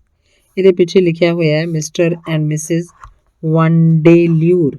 ਨਾ ਕੁਝ ਵੀ ਹੋਏ ਪਰ ਸਟੇਪਲਟਨ ਨੂੰ ਪਛਾਣਨ 'ਚ ਤੁਹਾਨੂੰ ਕੋਈ ਦਿੱਕਤ ਨਹੀਂ ਹੋਏਗੀ ਤੇ ਨਾ ਹੀ ਉਹਦੀ ਪਤਨੀ ਨੂੰ, ਜੇ ਤੁਸੀਂ ਉਹਨੂੰ ਪਹਿਲਾਂ ਕਦੇ ਦੇਖਿਆ ਹੋਏ ਤਾਂ। ਤੇ ਇਹ ਗਵਾਹੀਆਂ ਨੇ 3 ਭਰੋਸੇ ਦੇ ਆਦਮੀਆਂ ਦੀਆਂ, ਮਿਸਟਰ ਐਂਡ ਮਿਸਿਸ ਵੰਡਲੇਅਰ ਦੇ ਖਿਲਾਫ, ਜਿਹੜੇ ਉਸ ਸੈਂਟ ਓਲੀਵਰ ਦੇ ਨਾਂ ਨਾਲ ਇੱਕ ਪ੍ਰਾਈਵੇਟ ਸਕੂਲ ਚਲਾਉਂਦੇ ਸੀ ਤੇ ਘਪਲਾ ਕਰਕੇ ਗਾਇਬ ਹੋ ਗਏ। ਉਹਨੇ ਉਸ ਫੋਟੋ ਤੇ ਉਹਦੇ ਕਾਗਜ਼ਾਂ ਨੂੰ ਦੇਖਿਆ ਤੇ ਫਿਰ ਕਿਸੇ ਸੱਟ ਖਾਧੀ ਤੇ ਠੱਗੀ ਗਈ ਬੇਸਹਾਰਾ ਔਰਤ ਵਾਂਗ ਸਾਡੇ ਵੱਲ ਵੇਖਣ ਲੱਗੇ। ਮਿਸਟਰ ਹੋਮਸ, ਉਹ ਬੋਲੀ, ਉਸ ਆਦਮੀ ਨੇ ਮੇਰੇ ਨਾਲ ਵਾਅਦਾ ਕੀਤਾ ਸੀ ਕਿ ਜੇ ਮੈਂ ਆਪਣੇ ਪਤੀ ਤੋਂ ਤਲਾਕ ਲੈ ਲਵਾਂ ਤਾਂ ਮੇਰੇ ਨਾਲ ਸ਼ਾਦੀ ਕਰ ਲਏਗਾ। ਉਸ ਬਦਮਾਸ਼ ਨੇ ਸਿਰਫ ਝੂਠ ਹੀ ਨਹੀਂ ਬੋਲਿਆ ਬਲਕਿ ਹਰ ਤਰੀਕੇ ਨਾਲ ਮੈਨੂੰ ਧੋਖਾ ਦਿੱਤਾ। ਕਿਉਂ? ਆਖਰ ਕਿਉਂ? ਮੈਂ ਸਮਝਦੀ ਸੀ ਕਿ ਉਹ ਇਹ ਸਭ ਕੁਝ ਮੇਰੇ ਲਈ ਕਰ ਰਿਹਾ, ਪਰ ਮੈਂ ਹੁਣ ਸਮਝ ਗਈ ਹਾਂ ਕਿ ਮੈਂ ਉਹਦੇ ਲਈ ਇੱਕ ਹਥਿਆਰ ਨਾਲੋਂ ਵੱਧ ਹੋਰ ਕੁਝ ਨਹੀਂ ਸੀ। ਉਹ ਮੈਨੂੰ ਬੇਵਕੂਫ ਬਣਾ ਕੇ ਮੇਰਾ ਇਸਤੇਮਾਲ ਕਰ ਰਿਹਾ ਸੀ। ਆਖਰ ਜਿਹਨੇ ਮੇਰੇ ਨਾਲ ਵਫਾ ਨਹੀਂ ਕੀਤੀ, ਮੈਂ ਉਸ ਨਾਲ ਵਫਾਦਾਰੀ ਕਿਉਂ ਨਿਭਾਉਂਦੀ ਰਹਾਂ? ਮੈਂ ਉਹਦੇ ਕੁਕਰਮਾਂ ਤੋਂ ਉਹਨੂੰ ਬਚਾਉਣ ਦੀ ਕੋਸ਼ਿਸ਼ ਕਿਉਂ ਕਰਦੀ ਰਹਾਂ? ਤੁਸੀਂ ਜੋ ਚਾਹੇ ਮੈਥੋਂ ਪੁੱਛੋ, ਮੈਂ ਕੁਝ ਵੀ ਨਹੀਂ ਲੁਕਾਵਾਂਗੀ। ਪਰ ਇੱਕ ਗੱਲ ਮੈਂ ਤੁਹਾਨੂੰ ਸਹੁੰ ਖਾ ਕੇ ਕਹਿੰਦੀ ਹਾਂ, ਤੇ ਉਹ ਇਹ ਕਿ ਜਦੋਂ ਮੈਂ ਖੱਤ ਲਿਖਿਆ ਸੀ ਤਾਂ ਮੈਨੂੰ ਸੁਪਨੇ 'ਚ ਵੀ ਇਸ ਗੱਲ ਦਾ ਗੁਮਾਨ ਨਹੀਂ ਸੀ ਕਿ ਇਸ ਨਾਲ ਉਸ ਨੇਕ ਦਿਲ ਆਦਮੀ ਨੂੰ ਕੋਈ ਨੁਕਸਾਨ ਪਹੁੰਚੇਗਾ, ਜਿਹੜਾ ਮੇਰਾ ਸਭ ਤੋਂ ਮਿਹਰਬਾਨ ਦੋਸਤ ਸੀ। ਮੈਨੂੰ ਤੁਹਾਡੇ 'ਤੇ ਪੂਰਾ ਵਿਸ਼ਵਾਸ ਹੈ ਮੈਡਮ, ਸ਼ਰਲਾਕ ਹੋਮਸ ਨੇ ਕਿਹਾ। ਮੈਂ ਜਾਣਦਾ ਕਿ ਉਹਨਾਂ ਘਟਨਾਵਾਂ ਨੂੰ ਦੁਹਰਾਉਣਾ ਤੁਹਾਡੇ ਲਈ ਬੜਾ ਤਕਲੀਫਦੇਹ ਹੋਏਗਾ। ਸ਼ਾਇਦ ਇਹ ਬਹੁਤ ਆਸਾਨ ਹੋਏਗਾ ਕਿ ਜੋ ਕੁਝ ਹੋਇਆ ਹੈ ਉਹ ਮੈਂ ਦੱਸਦਾ, ਤੇ ਜੇ ਕਿਤੇ ਗਲਤ ਹੋਵਾਂ ਤਾਂ ਤੁਸੀਂ ਸੁਧਾਰ ਦੇਣਾ। ਮੈਂ ਸਮਝਦਾ ਉਹ ਖੱਤ ਤੁਹਾਤੋਂ ਸਟੇਪਲਟਨ ਨੇ ਲਿਖਵਾਇਆ ਸੀ। ਹਾਂ, ਉਹ ਬੋਲਦਾ ਰਿਹਾ ਤੇ ਮੈਂ ਲਿਖਦੀ ਰਹੀ ਸੀ। ਮੇਰਾ ਖਿਆਲ ਹੈ ਕਿ ਉਹਨੇ ਕਾਰਨ ਇਹ ਦੱਸਿਆ ਹੋਵੇਗਾ ਕਿ ਇਸ ਖੱਤ ਦੇ ਲਿਖਣ ਨਾਲ ਤੁਹਾਨੂੰ ਤਲਾਕ ਦੀ ਕਾਨੂੰਨੀ ਕਾਰਵਾਈ ਵਾਸਤੇ ਸਰ ਚਾਰਲਸ ਤੋਂ ਆਰਥਿਕ ਮਦਦ ਮਿਲ ਜਾਏਗੀ। ਬਿਲਕੁਲ ਇਹੋ ਕਿਹਾ ਸੀ ਉਹਨੇ। ਤੇ ਜਦੋਂ ਤੁਸੀਂ ਖੱਤ ਭੇਜ ਦਿੱਤਾ ਤਾਂ ਉਹਨੇ ਤੁਹਾਨੂੰ ਮੁਲਾਕਾਤ ਤੋਂ ਜਾਣ ਲਈ ਰੋਕ ਦਿੱਤਾ। ਸਟੇਪਲਟਨ ਦਾ ਕਹਿਣਾ ਸੀ ਕਿ ਬਾਅਦ 'ਚ ਜਦੋਂ ਸਾਰੀ ਸਥਿਤੀ 'ਤੇ ਵਿਚਾਰ ਕੀਤਾ ਤਾਂ ਉਹਨੇ ਇਸ ਮਾਮਲੇ ਨੂੰ ਇੱਥੇ ਹੀ ਖਤਮ ਕਰ ਦੇਣ ਦਾ ਫੈਸਲਾ ਕੀਤਾ। ਉਹਨੇ ਮੈਨੂੰ ਦੱਸਿਆ ਕਿ ਕੋਈ ਦੂਜਾ ਆਦਮੀ ਮੇਰੀ ਮਦਦ ਕਰੇ, ਇਹ ਸੋਚ ਕੇ ਉਹਦੇ ਆਤਮ ਸਨਮਾਨ ਨੂੰ ਸੱਟ ਲੱਗਦੀ ਹੈ। ਇਹ ਵੀ ਕਿ ਉਹ ਭਾਵੇਂ ਗਰੀਬ ਆਦਮੀ ਹੈ, ਪਰ ਉਹ ਸਾਡੇ ਦੋਵਾਂ ਵਿਚਕਾਰਲੀ ਕੰਧ ਨੂੰ ਡੇਗਣ ਲਈ ਆਪਣਾ ਆਖਰੀ ਪੈਸਾ ਵੀ ਖਰਚ ਕਰ ਦੇਗਾ। ਲੱਗਦਾ ਹੈ ਉਹ ਆਦਮੀ ਤੋੜ ਜੋੜ ਕਰਨ ਦਾ ਮਾਹਰ ਹੈ। ਉਸ ਪਿੱਛੋਂ ਤੁਸੀਂ ਸਰ ਚਾਰਲਸ ਦੀ ਮੌਤ ਅਖਬਾਰਾਂ 'ਚ ਪੜ੍ਹੀ, ਪਰ ਤੁਹਾਨੂੰ ਕੁਝ ਨਹੀਂ ਪਤਾ ਕਿ ਕੀ ਕੁਝ ਕਿਵੇਂ ਹੋਇਆ। ਇਸ ਬਾਰੇ ਵਾਕਈ ਮੈਨੂੰ ਕੁਝ ਨਹੀਂ ਪਤਾ। ਪਰ ਸਟੇਪਲਟਨ ਨੇ ਤੁਹਾਨੂੰ ਸਹੁੰ ਪਾ ਕੇ ਵਾਅਦਾ ਲਿਆ ਕਿ ਤੁਸੀਂ ਸਰ ਚਾਰਲਸ ਦੇ ਨਾਲ ਆਪਣੀ ਮੁਲਾਕਾਤ ਦੀ ਗੱਲ ਕਿਸੇ ਨਾਲ ਨਹੀਂ ਕਰੋਗੇ ਤੇ ਇਸ ਬਾਰੇ ਆਪਣੀ ਜ਼ੁਬਾਨ ਬੰਦ ਰੱਖੋਗੇ।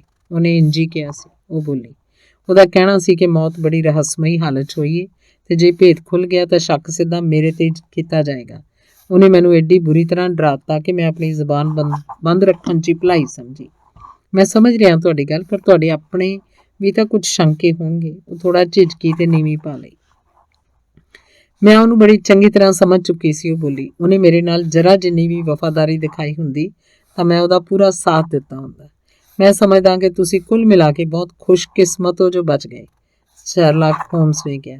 ਉਹ ਤੁਹਾਡੇ ਸ਼ਿਕੰਜੇ 'ਚ ਸੀ ਤੇ ਇਸ ਗੱਲ ਨੂੰ ਉਹ ਵੀ ਸਮਝਦਾ ਸੀ।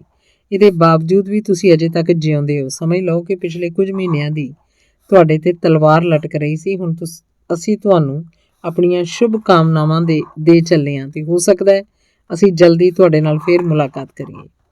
ਇਹ ਮਾਮਲਾ ਹੁਣ ਨਿਬੜਦਾ ਜਾ ਰਿਹਾ ਹੈ ਤੇ ਸਾਡੀਆਂ ਮੁਸ਼ਕਲਾਂ ਇੱਕ ਇੱਕ ਕਰਕੇ ਸਾਡੇ ਸਾਹਮਣੇ ਹਟਦੀਆਂ ਜਾ ਰਹੀਆਂ ਨੇ। ਤੇ ਜਦੋਂ ਅਸੀਂ ਸਟੇਸ਼ਨ 'ਤੇ ਖੜੇ ਸ਼ਹਿਰੋਂ ਆਉਣ ਵਾਲੀ ਐਕਸਪ੍ਰੈਸ ਦੀ ਉਡੀਕ ਕਰ ਰਹੇ ਸੀ ਤਾਂ ਹੋਮਸ ਨੇ ਕਿਹਾ, ਮੈਂ ਛੇਤੀ ਇਸ ਸਥਿਤੀ 'ਚ ਹੋਵਾਂਗਾ ਕਿ ਸਾਰੇ ਕਿਸੇ ਨੂੰ ਸਿਲਸਿਲੇਵਾਰ ਢੰਗ ਨਾਲ ਪੇਸ਼ ਕਰ ਸਕਾਂ, ਜਿਹੜਾ ਅੱਜ ਦੇ ਜ਼ਮਾਨੇ 'ਚ ਬੜਾ ਹੀ ਵਿਲੱਖਣ ਤੇ ਸਨਸਨੀ ਭਰਪੂਰ ਅਪਰਾਧਾਂ 'ਚੋਂ ਇੱਕ ਹੈ। ਅਪਰਾਧ ਸ਼ਾਸਤਰ ਦੇ ਵਿਦਿਆਰਥੀਆਂ ਨੂੰ ਛੋਟੇ ਰੂਸ ਦੇ ਗੋਦਨੇ ਇਲਾਕੇ 'ਚ ਵਾਪਰੀਆਂ 1866 ਈਸਵੀ ਦੀਆਂ ਉਹ ਘਟਨਾਵਾਂ ਚੇਤੇ ਹੋਣਗੀਆਂ ਤੇ ਨਾਲ ਹੀ ਅਮਰੀਕਾ ਦੇ ਨਾਰਥ ਕੈਰੋਲੀਨਾ ਇਲਾਕੇ ਦੇ ਨੈਲਸਨ ਮਰਡਰਜ਼ ਨੂੰ ਵੀ ਉਹ ਭੁੱਲੇ ਨਹੀਂ ਹੋਣਗੇ। ਪਰ ਇਹ ਕੇਸ ਤਾਂ ਉਹਨਾਂ ਸਭਨਾਂ ਨਾਲੋਂ ਅਨੋਖਾ ਹੈ। ਅਜੇ ਵੀ ਅਸੀਂ ਇੱਕ ਚਲਾਕ ਤੇ ਘਟੀਆ ਆਦਮੀ ਦੇ ਖਿਲਾਫ ਕੋਈ ਪੱਕਾ ਕੇਸ ਬਣਾਉਣ 'ਚ ਕਾਮਯਾਬ ਨਹੀਂ ਹੋਏ। ਜੇ ਅੱਜ ਰਾਤ ਅਸੀਂ ਸੌਣ ਲਈ ਜਾਣ ਤੋਂ ਪਹਿਲਾਂ ਤੱਕ ਬੰਡਲ ਨਾ ਬੰਨ੍ਹ ਸਕੇ ਤਾਂ ਮੈਨੂੰ ਬੜੀ ਹੈਰਾਨੀ ਹੋਏਗੀ। ਉਦੋਂ ਹੀ ਲੰਦਨ ਐਕਸਪ੍ਰੈਸ ਧੜਧੜਾਉਂਦੀ ਹੋਈ ਸਟੇਸ਼ਨ 'ਚ ਦਾਖਲ ਹੋਈ। ਇੱਕ ਪਤਲੂ ਜਿਹਾ ਪਰ ਫੁਰਤੀਲੇ ਸਰੀਰ ਦਾ ਸ਼ਰਾਰਤੀ ਆਦਮੀ ਫਸਟ ਕਲਾਸ ਦੇ ਡੱਬੇ 'ਚ ਭੁੜਕ ਕੇ ਬਾਹਰ ਆਇਆ। ਮੈਂ ਉਹਨੂੰ ਦੇਖਦੇ ਹੀ ਪਛਾਣ ਲਿਆ ਕਿ ਉਹ ਲੈਸਟਰੇਡ ਸੀ। ਅਸੀਂ ਤਿੰਨਾਂ ਨੇ ਹੱਥ ਮਿਲਾਏ। ਕੋਈ ਚੰਗੀ ਖਬਰ? ਉਹਨੇ ਪੁੱਛਿਆ। ਕਈ ਸਾਲਾਂ ਲਈ ਬਿਹਤਰੀਨ ਖਬਰ ਬਣਨ ਵਾਲੀ ਹੈ, ਹੋਮਸ ਨੇ ਕਿਹਾ। ਪਰ ਇਹ ਤੋਂ ਪਹਿਲਾਂ ਕਿ ਅਸੀਂ ਆਪਣਾ ਕੰਮ ਸ਼ੁਰੂ ਕਰਨ ਬਾਰੇ ਸੋਚੀਏ, ਮੈਂ ਸਮਝਦਾ ਸਾਨੂੰ ਸਮੇਂ ਦਾ ਸਤਿਉਪਯੋਗ ਕਰਦਿਆਂ ਹੋਇਆਂ ਡਿਨਰ ਕਰ ਲੈਣਾ ਚਾਹੀਦਾ ਹੈ। ਉਸ ਤੋਂ ਬਾਅਦ ਲੈਸਟਰੇਡ, ਮੈਂ ਤੁਹਾਡੇ ਸਰੀਰ 'ਚੋਂ ਲੰਦਨ ਦੀ ਪ੍ਰਦੂਸ਼ਿਤ ਹਵਾ ਬਾਹਰ ਕੱਢਣ ਲਈ ਤੁਹਾਨੂੰ ਡਾਰਟਮੂਰ ਦੇ ਇਲਾਕੇ 'ਚ ਰਾਤ ਦੀ ਸ਼ੁੱਧ ਹਵਾ ਛਕਾਵਾਂਗਾ। ਪਹਿਲਾਂ ਤਾਂ ਕਦੇ ਉੱਥੇ ਨਹੀਂ ਗਏ ਨਾ, ਕਿਉਂਕਿ ਮੈਨੂੰ ਨਹੀਂ ਲੱਗਦਾ ਕਿ ਤੁਸੀਂ ਆਪਣੇ ਇਸ ਸਫ਼ਰ ਨੂੰ ਕਦੇ ਭੁੱਲ ਸਕੋਗੇ। ਧੰਨਵਾਦ।